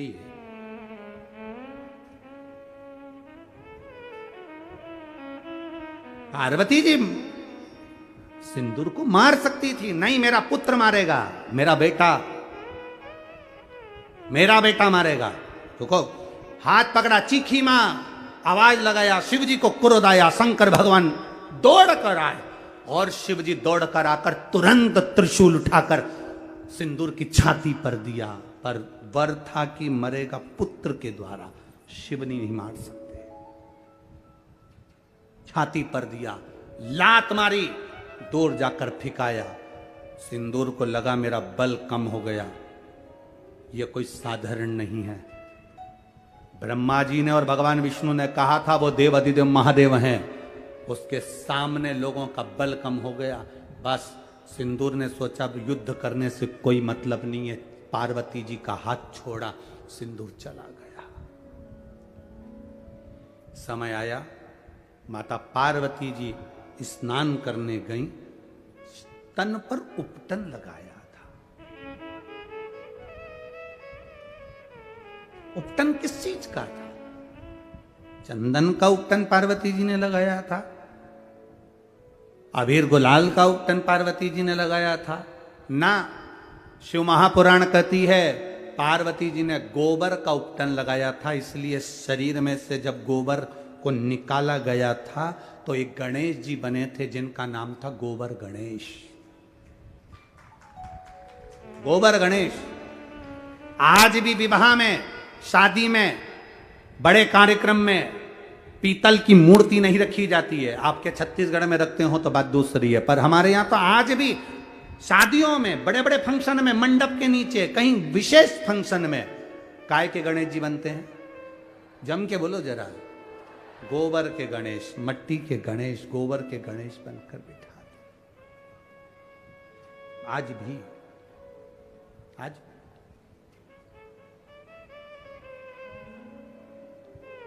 गोबर गणेश जी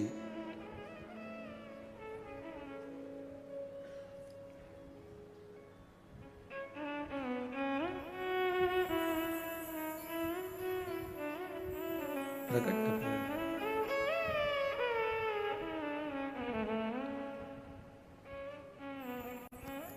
बस यही भाव। जब गणेश जी महाराज विनायक का सिर कटा, हाथी का शीश लाकर लगाया, तब उस जगह पर गणेश जी महाराज ने अपनी माता से पूछा कि मेरा जन्म का कारण क्या है? तो एक ही कारण था, वो तेरे पिता बताएंगे। वो तेरे पिता बताएंगे तेरे जन्म का कारण क्या है। जाओ।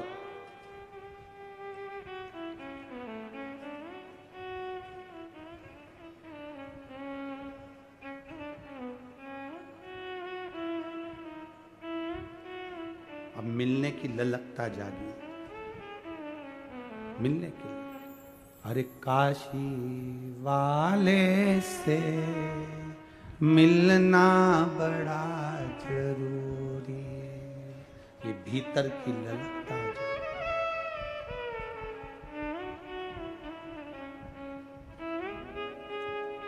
मिलना बड़ा जरूरी, मिलना बड़ा जरूरी, काशी वाले से मिलना बड़ा जरूरी, डमरू वाले से मिलना बड़ा जरूरी, काशी वाले से मिलना बड़ा जरूरी, डमरू वाले से मिलना बड़ा जरूरी, डमरू वाले से मिलना बड़ा जरूरी, मिलना बड़ा जरूरी रे भैया, मिलना बड़ा जरूरी, मिलना बड़ा जरूरी है, मिलना बड़ा जरूरी है, मिलना बड़ा जरूरी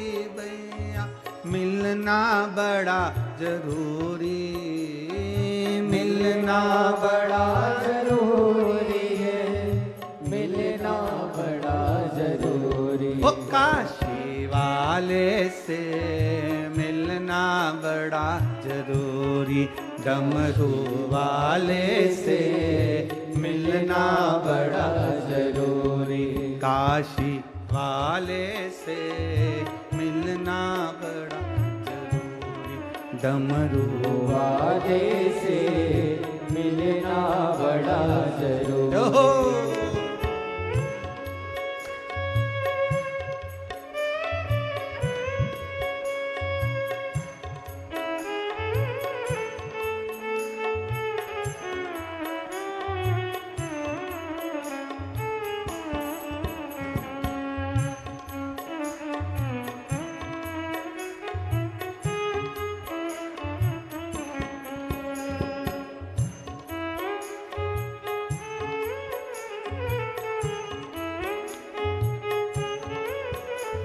पीछे वाले भी बड़े भाव से।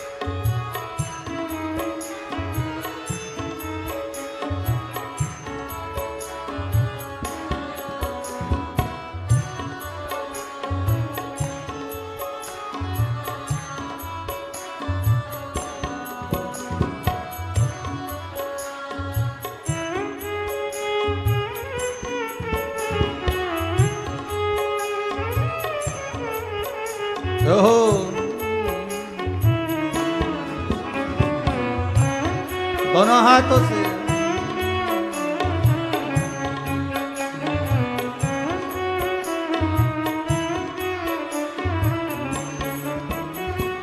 जो में होती पवन बसंती झोंका बन के आती, जो में होती पवन बसंती झोंका बन कर आती।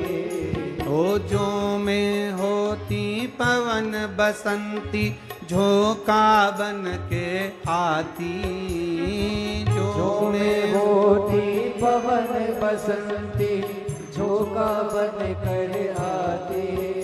ओ जो में होती बेजा चमेली चरणों में बिछ जाती, जो में होती बेजा चमेली चरणों में बिछ जाती।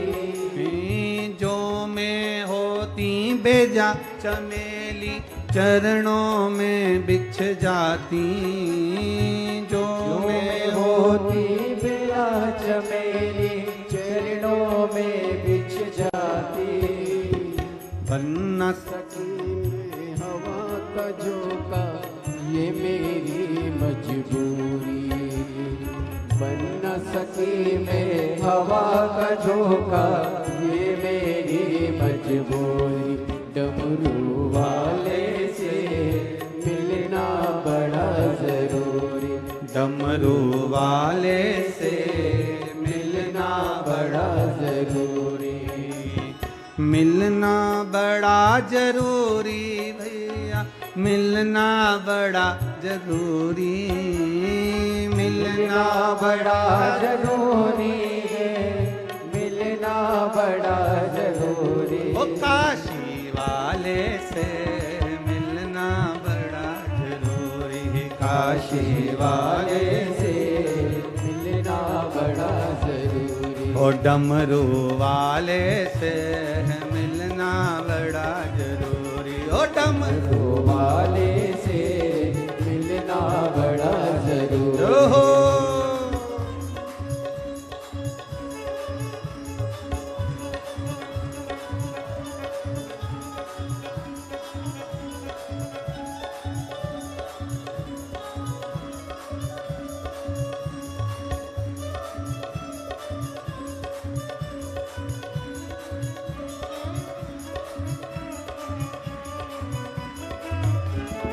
बोले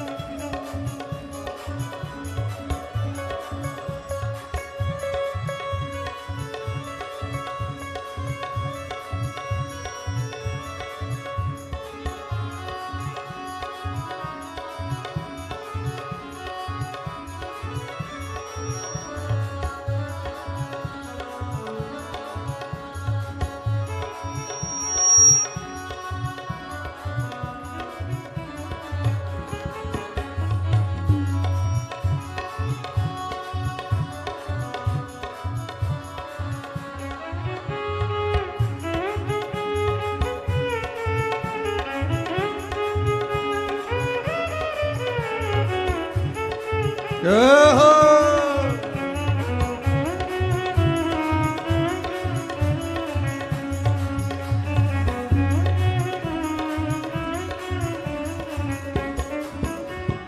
जो में होती कारी बदरिया छम छम नीर बहाती, जो में होती कारी बदरिया छम छम नीर बहाती।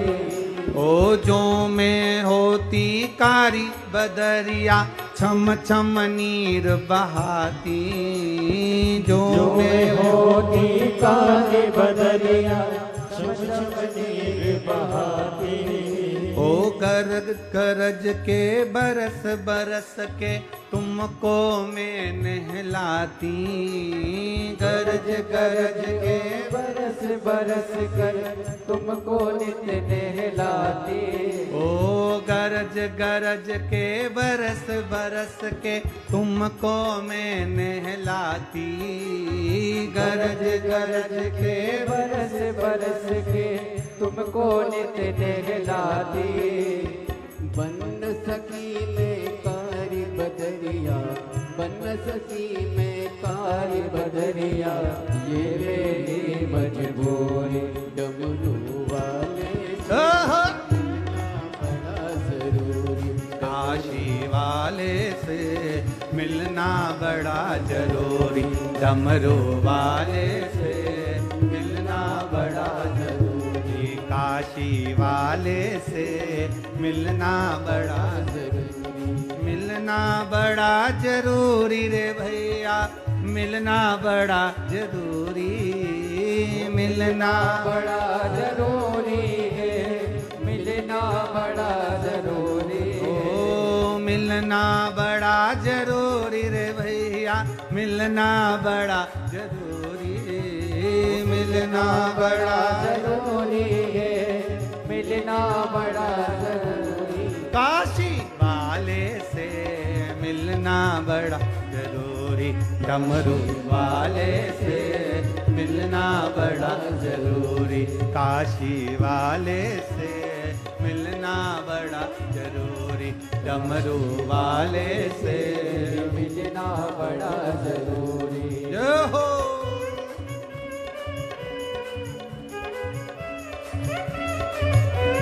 शंभू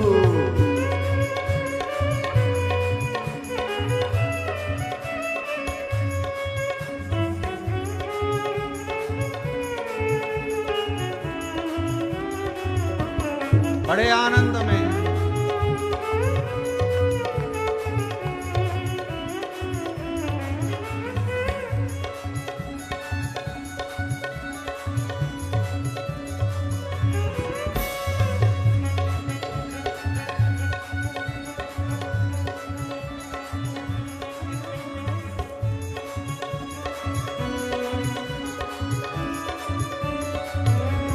हरि बोल।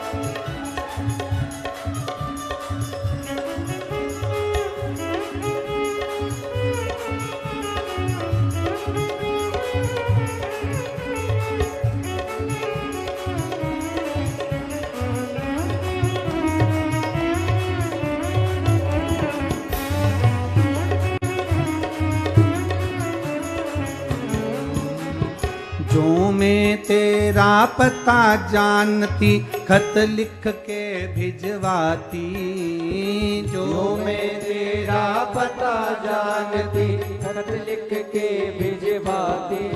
ओ जो मैं तेरा पता जानती, खत लिख के भिजवाती, जो मैं तेरा पता जानती, खत लिख के भिजवाती। सब भक्तों को संग में लेकर तुमसे मिलने आती, सब भक्तों को संग में लेकर तुमसे मिलने आते। ओ सब भक्तों को संग में लेकर तुमसे मिलने आती, सब भक्तों को संग में लेकर तुमसे मिलने आती। पता तेरा मेरा पास नहीं है, पता तेरा मेरे पास नहीं है, ये मेरी मजबूरी। ओ काशी वाले से मिलना बड़ा जरूरी, ओ काशी वाले से मिलना बड़ा जरूरी, ओ डमरू वाले से मिलना बड़ा जरूरी, ओ डमरू वाले से मिलना बड़ा जरूरी, मिलना बड़ा जरूरी रे भैया, मिलना बड़ा जरूरी, मिलना बड़ा जरूरी, मिलना बड़ा जरूरी, ओ मिलना बड़ा जरूरी रे भैया, मिलना बड़ा जरूरी, मिलना बड़ा जरूरी, मिलना बड़ा जरूरी, ओ काशी वाले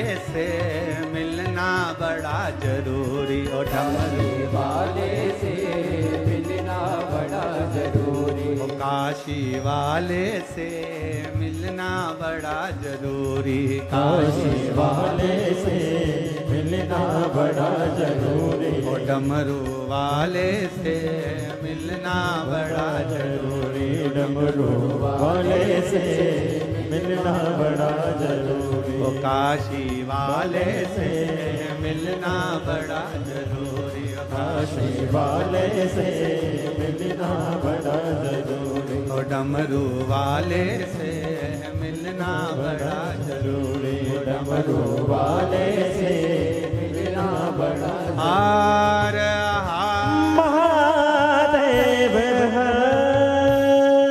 अपने स्थान पर बैठकर भगवान देवाधिदेव महादेव से अपने हृदय की बात भगवान शिव से भाव के साथ में कहिए। बोल बम का नारा है,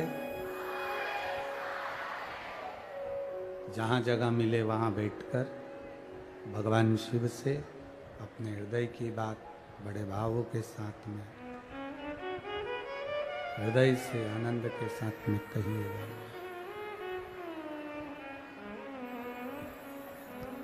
जिस मंत्र को बोलकर, जिस श्लोक को बोलकर, जिस शब्द को बोलने के बाद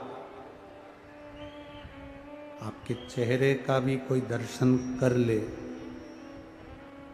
तो हजारों अश्वमेघ यज्ञ का पुण्य फल प्राप्त हो जाता है। ऐसा शब्द है, ऐसा मंत्र है, ऐसा श्लोक है, श्री शिवाय नमस्ते। शिव महापुराण में लिखा है, जो ये बोलता है उसके मुख का भी अगर कोई दर्शन कर ले तो हजारों अश्वमेघ यज्ञ का फल मिल जाता है। इतना प्रबल है ये।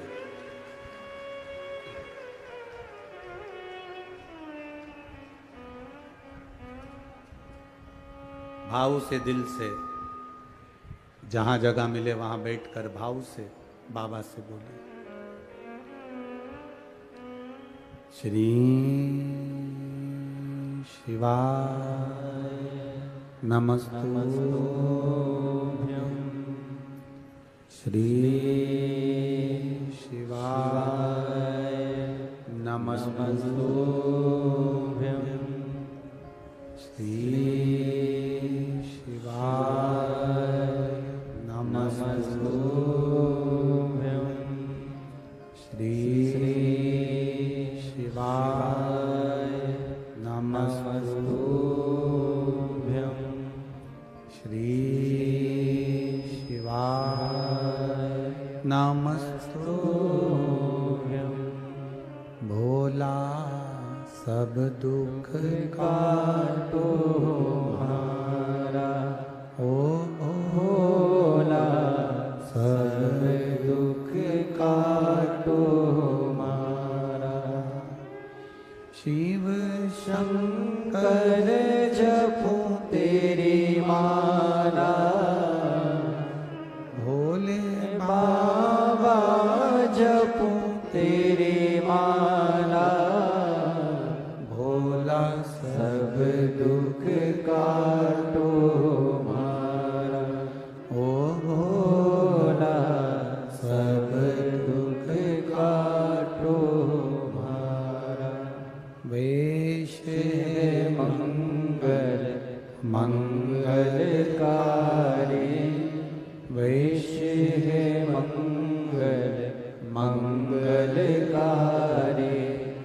शमशान वासी हमारा,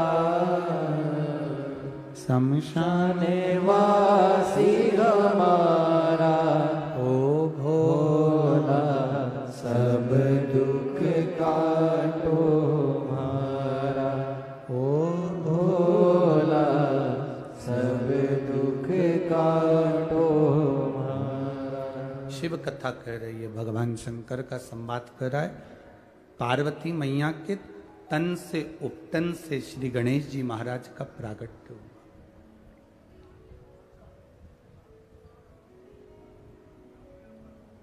अब एक बात का विचार करिएगा, क्या गणेश जी एक ही कल्प में प्रकट हुए? क्या राम जी एक ही कल्प में प्रकट हुए? क्या भगवान कृष्ण एक ही कल्प में प्रकट हुए? क्या भगवान वामन एक ही कल्प में प्रकट हुए? क्या मत्स्य अवतार एक ही कल्प में हुआ है? नहीं, ऐसे ना जाने कितने कल्प निकल गए। उन कल्पों में गणेश जी महाराज का भी प्रागट्य हुआ, उन कल्प में राम जी भी प्रकटे, उन कल्प में भगवान कृष्ण भी प्रकटे, उन कल्प में कई कई बार कितने कल्प निकल गए। ये तो अब हम कह देते हैं, हमने द्वापर की कथा देखी तो कह दिया कि भगवान कृष्ण का ये चरित्र है। त्रेता की कथा का स्मरण किया तो कह दिया राम जी का ये चरित्र। एक जन्म की, एक कल्प की कोई कथा नहीं, या तो विस्तार पुराने कल्पों का भी है। प्रकट हुए और प्रकट होते से ही शिव जी से काशी वाले से मिलना बड़ा जरूरी, डमरू वाले से मिलना बड़ा जरूरी। गणेश जी गए, बाबा को प्रणाम किया, नमन किया। शंकर भगवान ने उनको हृदय से लगाया और हृदय से लगाकर कहा, गणेश जी ने कहा कि मेरे अवतार का कारण, मेरे प्रकट होने का कारण क्या है? तो कहा बस एक कारण है, सिंदूर का वध।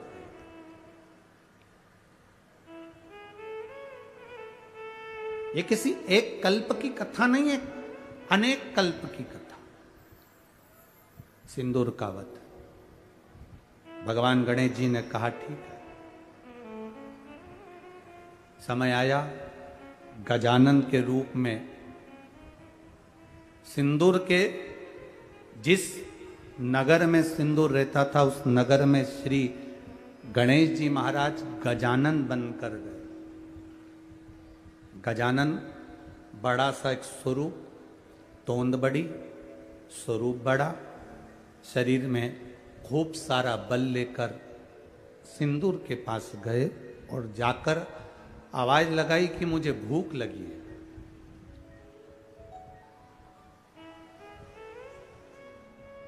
मुझे भूख लगी है, भोजन दिया जाए। सिंदूर अभिमत्ता में था, अहंकार में। उसे अपनी बल का, अपने राज्य का, अपनी सत्ता का, अपने वैभव का बल बहुत था।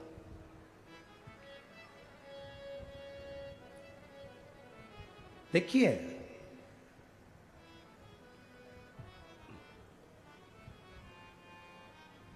पाप अपने आप हो जाता है,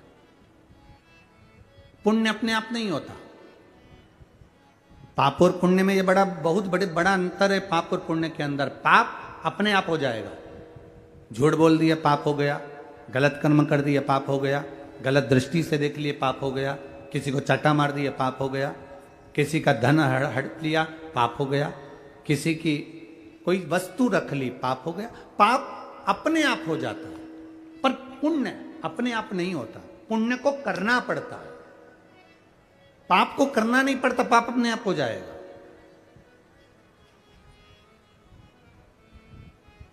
पाप इतना विचित्र होता है कि अपने आप ही प्रकट हो जाता है। आप मोबाइल देख रहे हो, मोबाइल देखते देखते देखते देखते किसी का एक मैसेज आ गया, मैसेज में उसने उसकी निंदा लिख दी, तुम्हारा पाप उपजने वाला है, इसलिए उसमें तुमने नीचे कमेंट्स में अपनी तरफ से भी एक बात लिख दी, पाप सामने प्रकट हो गया। मतलब तुम्हारे भीतर वो गलत विचार आ गया, गलत सोच आ गई, गलत दृष्टि आ गई।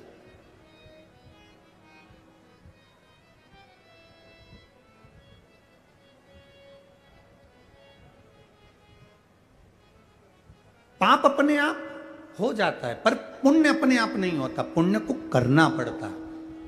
पुण्य को करोगे तो पुण्य होगा। किसी को भोजन कराया, भूखे को भोजन कराया, प्यासे को पानी पिलाया, तुमने अगर पुण्य कमाया, पुण्य की कमाई आपको खुद करना पड़ेगी, पर पाप अपने आप हो जाता है। पाप को वो कहते हैं ना, अंदर जो भरा होता है वही, जो अंदर भरा है वही, उसी की डकार आती है जो अंदर भरा है।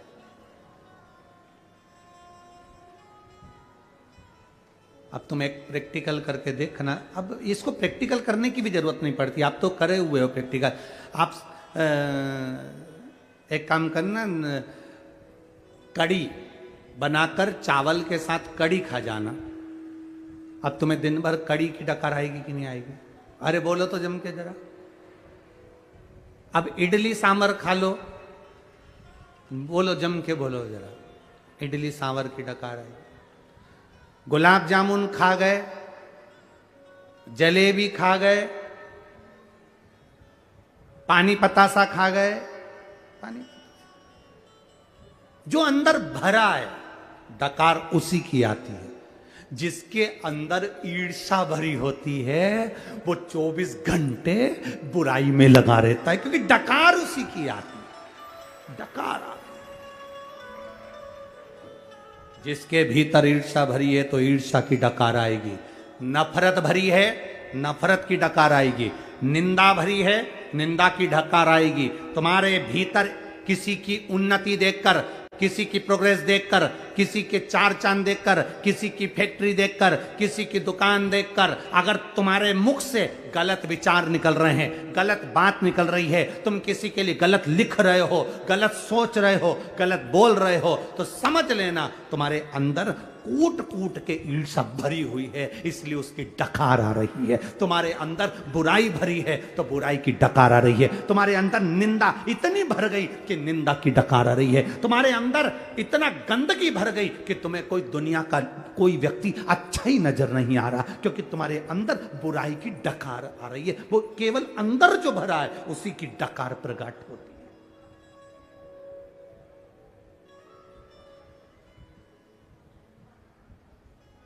कभी कभी कोई अगर आपको गलत लिखे तो आप उसका जवाब मत देना, बस इतना समझ जाना कि डकार आ रही है। इसके अंदर ईर्ष्या कितनी भर गई जो डकार आ रही है। गलत लिख रहा है, गलत सोच रहा है, गलत विचार कर रहा है, गलत दृष्टि रख रहा है, गलत विचार से सराबोर हो रहा है। उसके अंदर भरा कितना है, उसके अंदर भरा क्या है। और जिसके अंदर भगवान की भक्ति भरी होती है उसके मुख से जब भी निकलेगा जय सीताराम, जय श्री कृष्णा, ओम नमः शिवाय, श्री शिवाय नमस्तुभ्यम, उसके अंदर जो भरा होगा। कहीं भजन हो रहे होंगे ना, रात्रि को कहीं पर भजन होते हो, आपके मोहल्ले में रात्रि को भजन हो रहा है, जिसके अंदर जो भरा होता है तो भजन हो रहे होते हैं तो उसका मन लग जाता है, जाऊं मैं सामने ढोलक पीट रही भाइयों। तो ऐसे कई ऐसी भी रहे कि मैं सो जाए, खाया पिया सोए, पर कई ऐसी अगर कम पंडाल में कहीं भजन हो रहा है तो 2-4 इकट्ठी होकर पहुंच जाएगी, मोहल्ले के लोग वहां पहुंच जाएंगे, चलो भजन हो रहा है, सुनेंगे। और सुनते सुनते फिर डकार निकलना प्रारंभ, उसके मुंह से भी निकल गया, काशी वाले से मिलना बड़ा जरूरी, डमरू वाले से मिलना बड़ा जरूरी। अब वो भी पहुंच गई, वो भी भजन गाने लगी। इतने में किसी ने कह दिया तुम्हें भजन आता है? नहीं आता तो भी बोल दे, तांबा का हंडा में था तो धरो पानी, नींद आए भोला मिला के रहूंगी, भोले को अपना बना के। ये भजन के चक्कर में भी कई बार लड़ाई हो जाती है। एक बार हमारी कथा थी मध्य प्रदेश के बुधनी में। अब बुधनी में कथा थी तो वहाँ ग्राउंड में कथा होती थी, सामने खेल का ग्राउंड था, और वहाँ कथा होती तो एक माँ ने आकर कहा, गुरुजी मेरा पति मुझे भजन में नहीं आने देता। मैं उससे के थक गई, फिर भी मुझे कभी भजन में जाने ही नहीं देता। तो हमने कहा हमारे यहाँ तो कोई भजन हो नहीं रहे, तो तुम यहाँ के, आपके यहाँ की बात नहीं, अब कहीं पे भी भजन होता है ना तो जाने नहीं देता।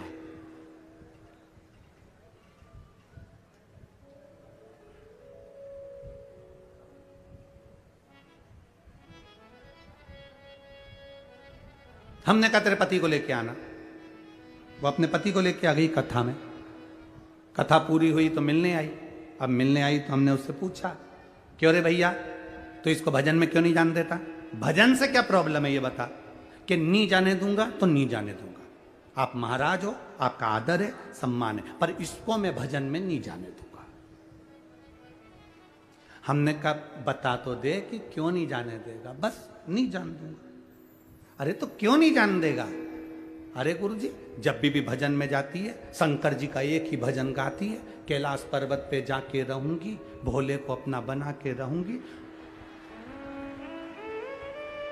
तो हमने कहा इस भजन से तो कोई तकलीफ क्या है? बस तकलीफ एक ही है, हमारे पड़ोस में भोला रहता है, इसलिए इसको भजन में नहीं जाते। कुछ भी हो, वो भोला चाट वाला ठेला लगाता है ना। तो मैंने कहा जी जी तेरे हाथ जोड़ू, तू आज के बाद ये भजन मत गाना। कि नहीं गाऊंगी, नहीं गाऊंगी। फिर कौन सा गाएगी?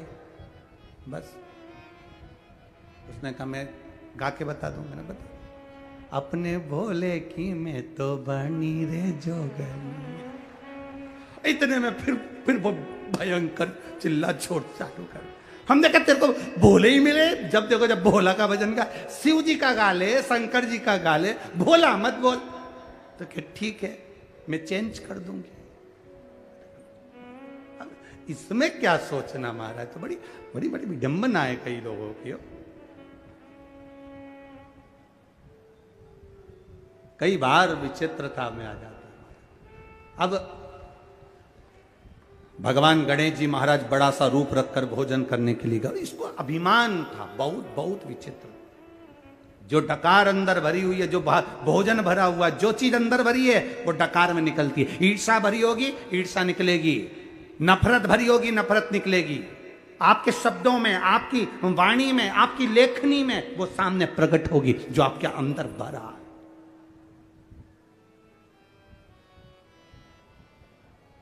आप अगर गलत लिख रहे हो समझ लेना आपकी डकार कैसी है, गलत बोल रहे हो समझ लेना आपकी डकार कैसी है। आपने क्या भरा है आपके अंदर वो आप प्रकट कर रहे हो। अरे मत बुरे कर्म कर बंदे वरना पछताएगा, भगवान की आंखों से तू बच नहीं पाएगा, तू बच नहीं पाएगा। अरे ओ अज्ञानी मत कर नादानी, तेरे कर्म का फल भी तू ही पाएगा, जैसा किया तूने तेरे आगे आएगा। मत बुरे कर्म कर बंदे वरना पछताएगा, भगवान की आंखों से तू बच नहीं पाएगा, तू बच नहीं पाएगा। तो पाप करा नहीं जाता, अपने आप हो जाता है, और पुण्य को करना पड़ता है। पुण्य हमें करना पड़ेगा।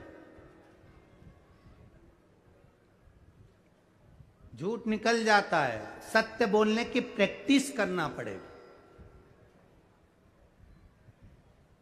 सत्य बोलने की प्रैक्टिस करना पड़ेगा। गणेश जी ने कहा मुझे भूख लगी है, गजानन बनकर आए, भूख लगी है। अहंकार में फूला हुआ था सिंदूर,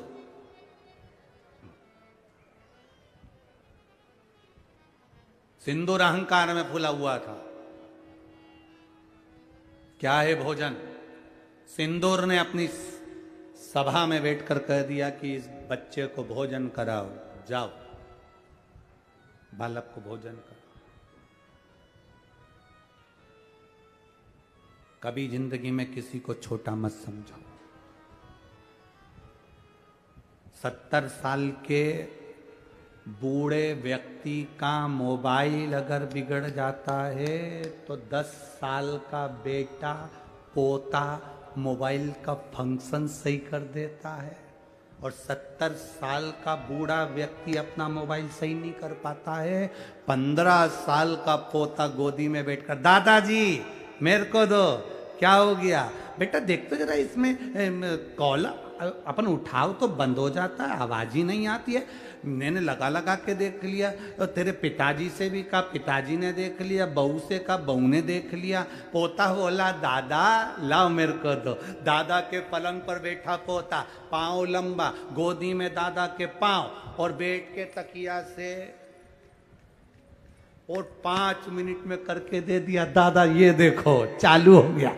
देखो दादा ने जो फोन पे बात करी, गजब गजब, छोरे को अरे मेरा बाबू कितना जोरदार, तूने मेरा मोबाइल अच्छा कर दिया। तेरे पिताजी से नहीं हुआ, तेरी माताजी से नहीं हुआ, तेरे भाई से नहीं हुआ, और तू 10 साल का 15 साल का और तूने मोबाइल अच्छा कर दिया। कभी कभी ये मत सोचना कि छोटा किसी काम का नहीं रहता।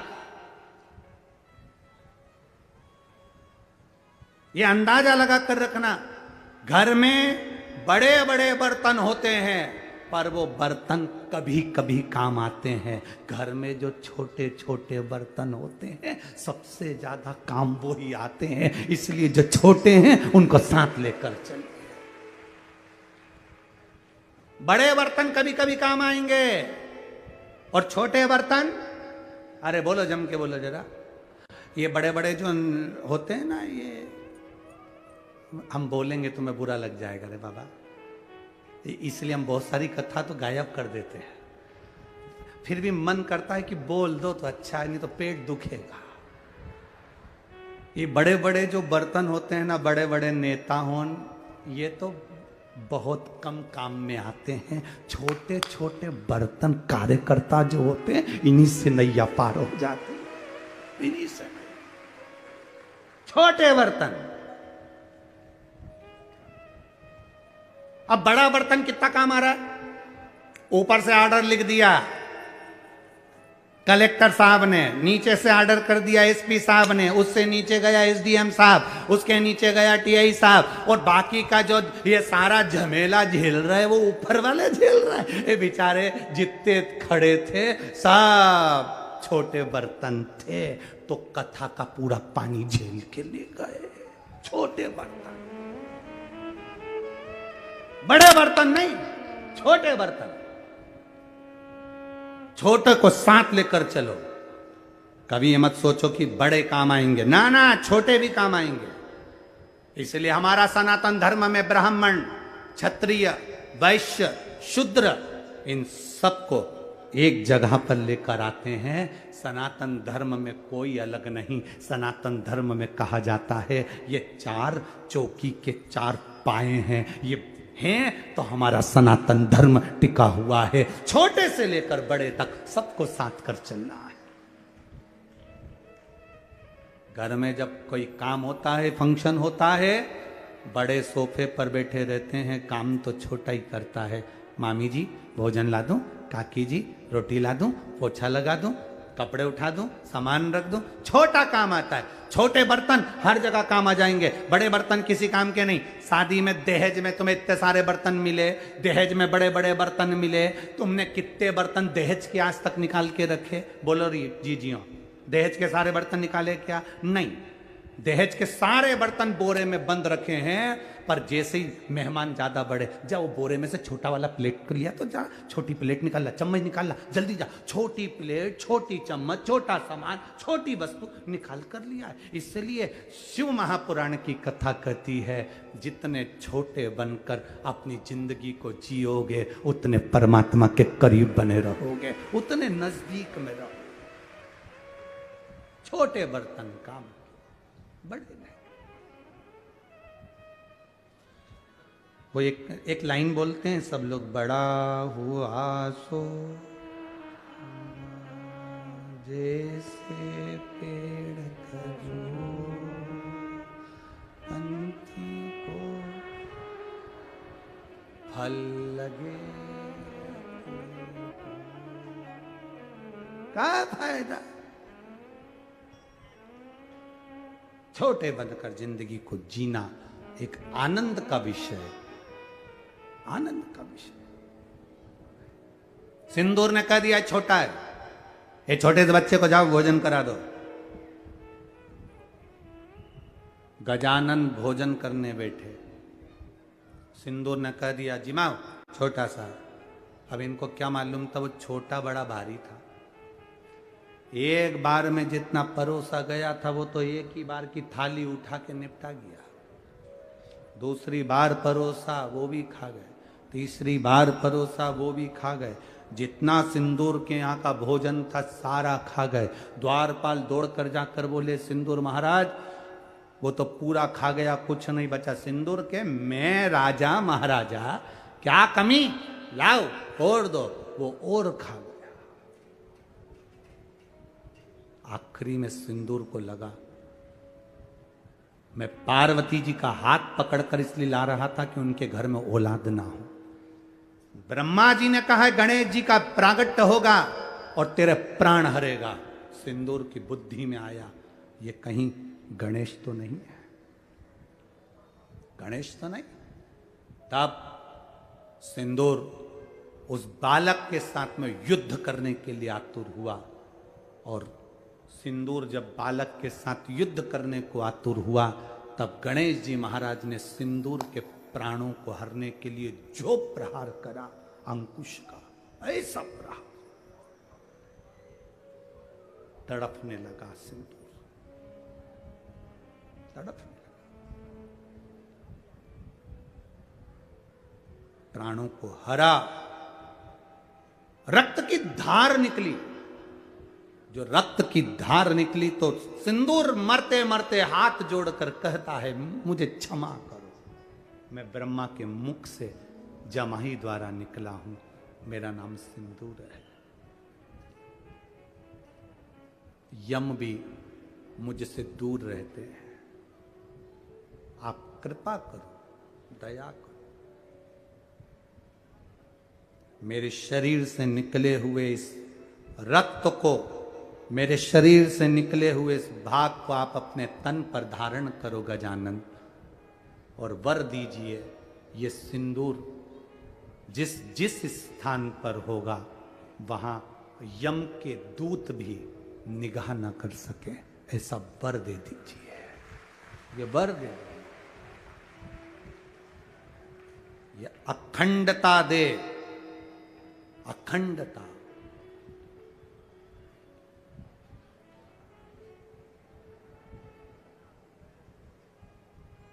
तुमने मेरी माता का हाथ का स्पर्श किया है?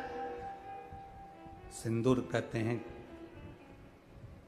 मेरी मृत्यु आपके द्वारा लिखी थी, इसलिए मैं पार्वती माता को लेकर जा रहा था। पर आज मैं सिंदूर गजानन आपके चरणों को मस्तक रखकर ये मांगना चाहता हूं कि जिस नारी के मांग में मस्तक पर ये सिंदूर रहेगा उस नारी का सौभाग्य अखंड रहेगा। ये वर दे दो, अखंडता वर दिया। गजानन आपके तन पर ये मेरा सिंदूर, ये मैं आपके तन पर सदा रहूं, ऐसा आशीर्वाद दीजिए। भगवान देवाधिदेव महादेव ब्रह्मा विष्णु सब एकाग्रित हो गए और एकाग्रित होकर सिंदूर को वर के रूप में दिया कि गजानन ही नहीं, जिस भी देवता के संग में सिंदूर तेरा सानिध्य होगा और ये सिंदूर तेरी भी अखंडता रहेगी और यम के दूत उस जगह से दूर रहेंगे। गणेश जी महाराज सिंदूर अपने तन पर धारण कर लिए, वही सिंदूर श्री हनुमंत लाल जी ने भी त्रेता में धारण किया। वही सिंदूर श्री भैरव बाबा ने अपने तन पर धारण करा, क्योंकि विनायक श्री गणेश जी महाराज ने सिंदूर की महत्वता का व्याख्यान वर्णन किया, वर्णन किया। प्रयास किया जाता है। हमारे सनातन धर्म में, हमारे हिंदू धर्म में, हमारे सनातन धर्म का एक गौरव है। जब मकान का मुहूर्त हो, दुकान का मुहूर्त हो, दीपावली का पूजन हो, कोई विशेष फंक्शन हमारे यहां होता है, तो दरवाजे पर स्वस्तिक सिंदूर का बनाया जाता है। घृत में घोल कर, गाय के घी में उसको घोल कर स्वस्तिक बनाया जाता है। क्यों? क्योंकि वहां यम के दूत की भी दृष्टि नहीं पड़ती, उस पर किसी की नजर नहीं पड़ती है। सिंदूर की इतनी महत्वता। नारी क्यों सिंदूर लगाती है अपनी मांग में? सिंदूर की महत्वता नारी के जीवन में क्यों होती है? उसका कारण केवल इतना सा होता है कि उसके मस्तक पर अगर सिंदूर है तो किसी की दृष्टिता उस पर ना पड़े, किसी की कुदृष्टि उस पर ना पड़े, और नारी का अखंड सौभाग्य उसके जीवन में रहे, अखंड सौभाग्य।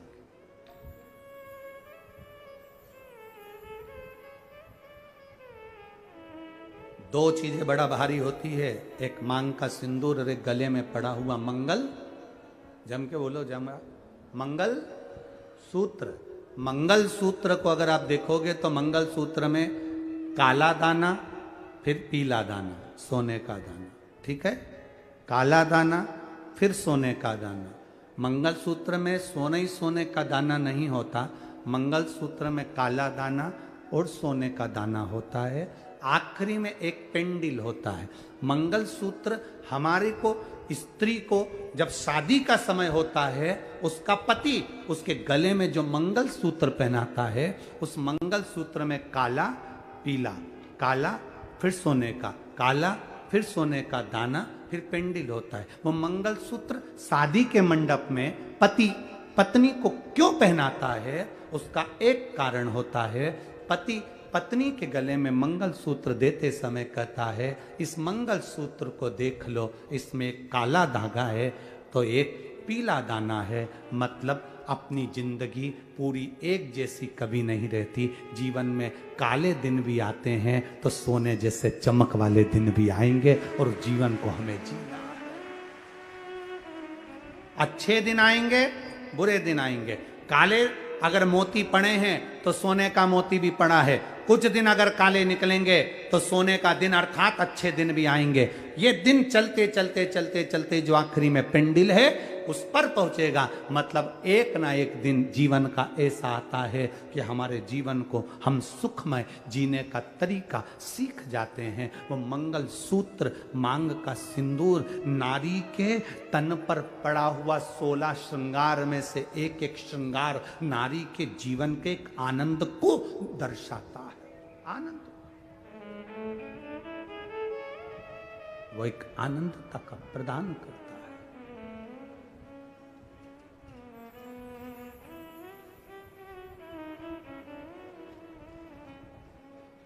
सखीरी डमरू वाले से हमारी लड़ गई आँखियाँ, सखीरी काशी वाले से हमारी लड़ गई आँखियाँ। बचाया था बहुत लेकिन हमारी लड़ गई अखियाँ। शिव तत्व कह रहा है, भगवान शंकर का संवाद कर रहा है। सिंदूर के जाने के बाद में भगवान देवाधिदेव महादेव ने भगवान विनायक को, भगवान गणेश को अपने गले से लगाया। सहजता नहीं है मां, भगवान विनायक को गले से, हृदय से। समय आया, आगे वर्णन आता है, ब्रह्मा जी ने सृष्टि की रचना करी। रचना करने में ब्रह्मा जी महाराज भगवान शिव के अर्धनारीश्वर स्वरूप का दर्शन करे और उनके हृदय से दक्ष जो प्रकट हुए, उनका विवाह प्रसूति के साथ किया। प्रसूति, जिस प्रसूति ने अपने गर्भ से कई कन्याओं का जन्म दिया, आखिरी में दक्ष प्रजापति ने माता का स्तुति कर कर एक कन्या और मांगी, मुझे एक कन्या का और जन्म हो जाए। मां भवानी ने, मां दुर्गा ने, मां देवी ने कहा तुम्हारे घर में पहले से 60 कन्याएं जन्म ले चुकी है, एक कन्या और मांग रहे हो, क्यों? तो दक्ष प्रजापति ने कहा बेटा एक कुल को तारता है और बेटी 2 कुल को तार देती है, इसलिए बेटी का जीवन एक आनंद का जीवन है, आनंद का जीवन। मेरी जीजियों, कभी अगर आप किसी डॉक्टर से राय लेना तो वो आपको बताएगा, पुत्र के जन्म देने वाली मां की उम्र 5 वर्ष कम हो जाती है और बेटी को जन्म देने वाली मां की उम्र 2 वर्ष बढ़ जाती है। बेटी, किसी डॉक्टर से आप पूछना, किसी साइंस वाले से आप बात करना, कभी नेट पर सर्च करना कि बेटे के जन्म देने वाली मां और बेटी को जन्म देने वाली मां के जीवन का एक चरित्र का स्मरण करिए। बेटी को जन्म देने वाली मां साधारण नहीं, बड़े भाग्यशाली हो जिनके घर में बेटी जन्म लेती है, बड़े भाग्यशाली हो, किस्मत वाले, बहुत प्रबल किस्मत वाले हो आप जिनके घर में बेटी ने जन्म लिया है। महाराज, वो भिलनी चली तो गई थी अपने घर से कि मेरे पिता मेरी शादी के लिए इतने सारे पशुओं को लेकर आए हैं और इतने सारे पशु मेरी शादी में मरेंगे, दोष लगेगा। तो भिलनी अपना घर छोड़कर चली गई थी, मातंग बाबा के आश्रम में पहुंच गई थी, वहां ज्ञान उपजा उसको और उसने तप साधना करी, भगवान राम की प्रतीक्षा करी। उस शबरी ने भगवान राम का दर्शन किया। ईमानदारी की बात का स्मरण करिएगा, शबरी मां को जब राम जी का दर्शन हुआ, सबसे ज्यादा प्रसन्नता अगर किसी को थी तो शबरी के माता पिता को थी कि हमारी बेटी ने राम का दर्शन कर लिया। हमारी बेटी ने, जब एक बेटी अपने माता पिता का नाम रोशन करती है, अपने माता पिता के बतलाए हुए मार्ग पर चलती है, अपने माता पिता की एजुकेशन जो दी गई है उसके अनुकूल कार्य करती है, जब एक बेटी अपने माता पिता का नाम रोशन करती है, विद्वत्ता में, एजुकेशन में, पढ़ाई में, खेल और ये अन्य संस्थाओं में जो कार्य कर कर अपनी बेटियां जब अपना नाम रोशन करती हैं माता पिता का, तो माता पिता का सीना तन जाता है। और जब वही बेटी कहीं गलत लड़कों के साथ फंस जावे, कहीं गलत संगति में चली जावे, कहीं गलत विचारों में चली जावे, तो माता पिता को भी रोना पड़ता है। माँ भी सोचती है जिस बेटी को जन्म दिया वो कहाँ चली गई। दक्ष प्रजापति ने मांगा, माता देवी से कहा कि मुझे एक बेटी का जन्म हो जाए, एक बेटी दे दी। बेटी कहाँ से आएगी? तो कहा कि मैं स्वयं बेटी के रूप में जन्म लूंगी। माता प्रसूति के गर्भ से सती मां प्रकट हो गई।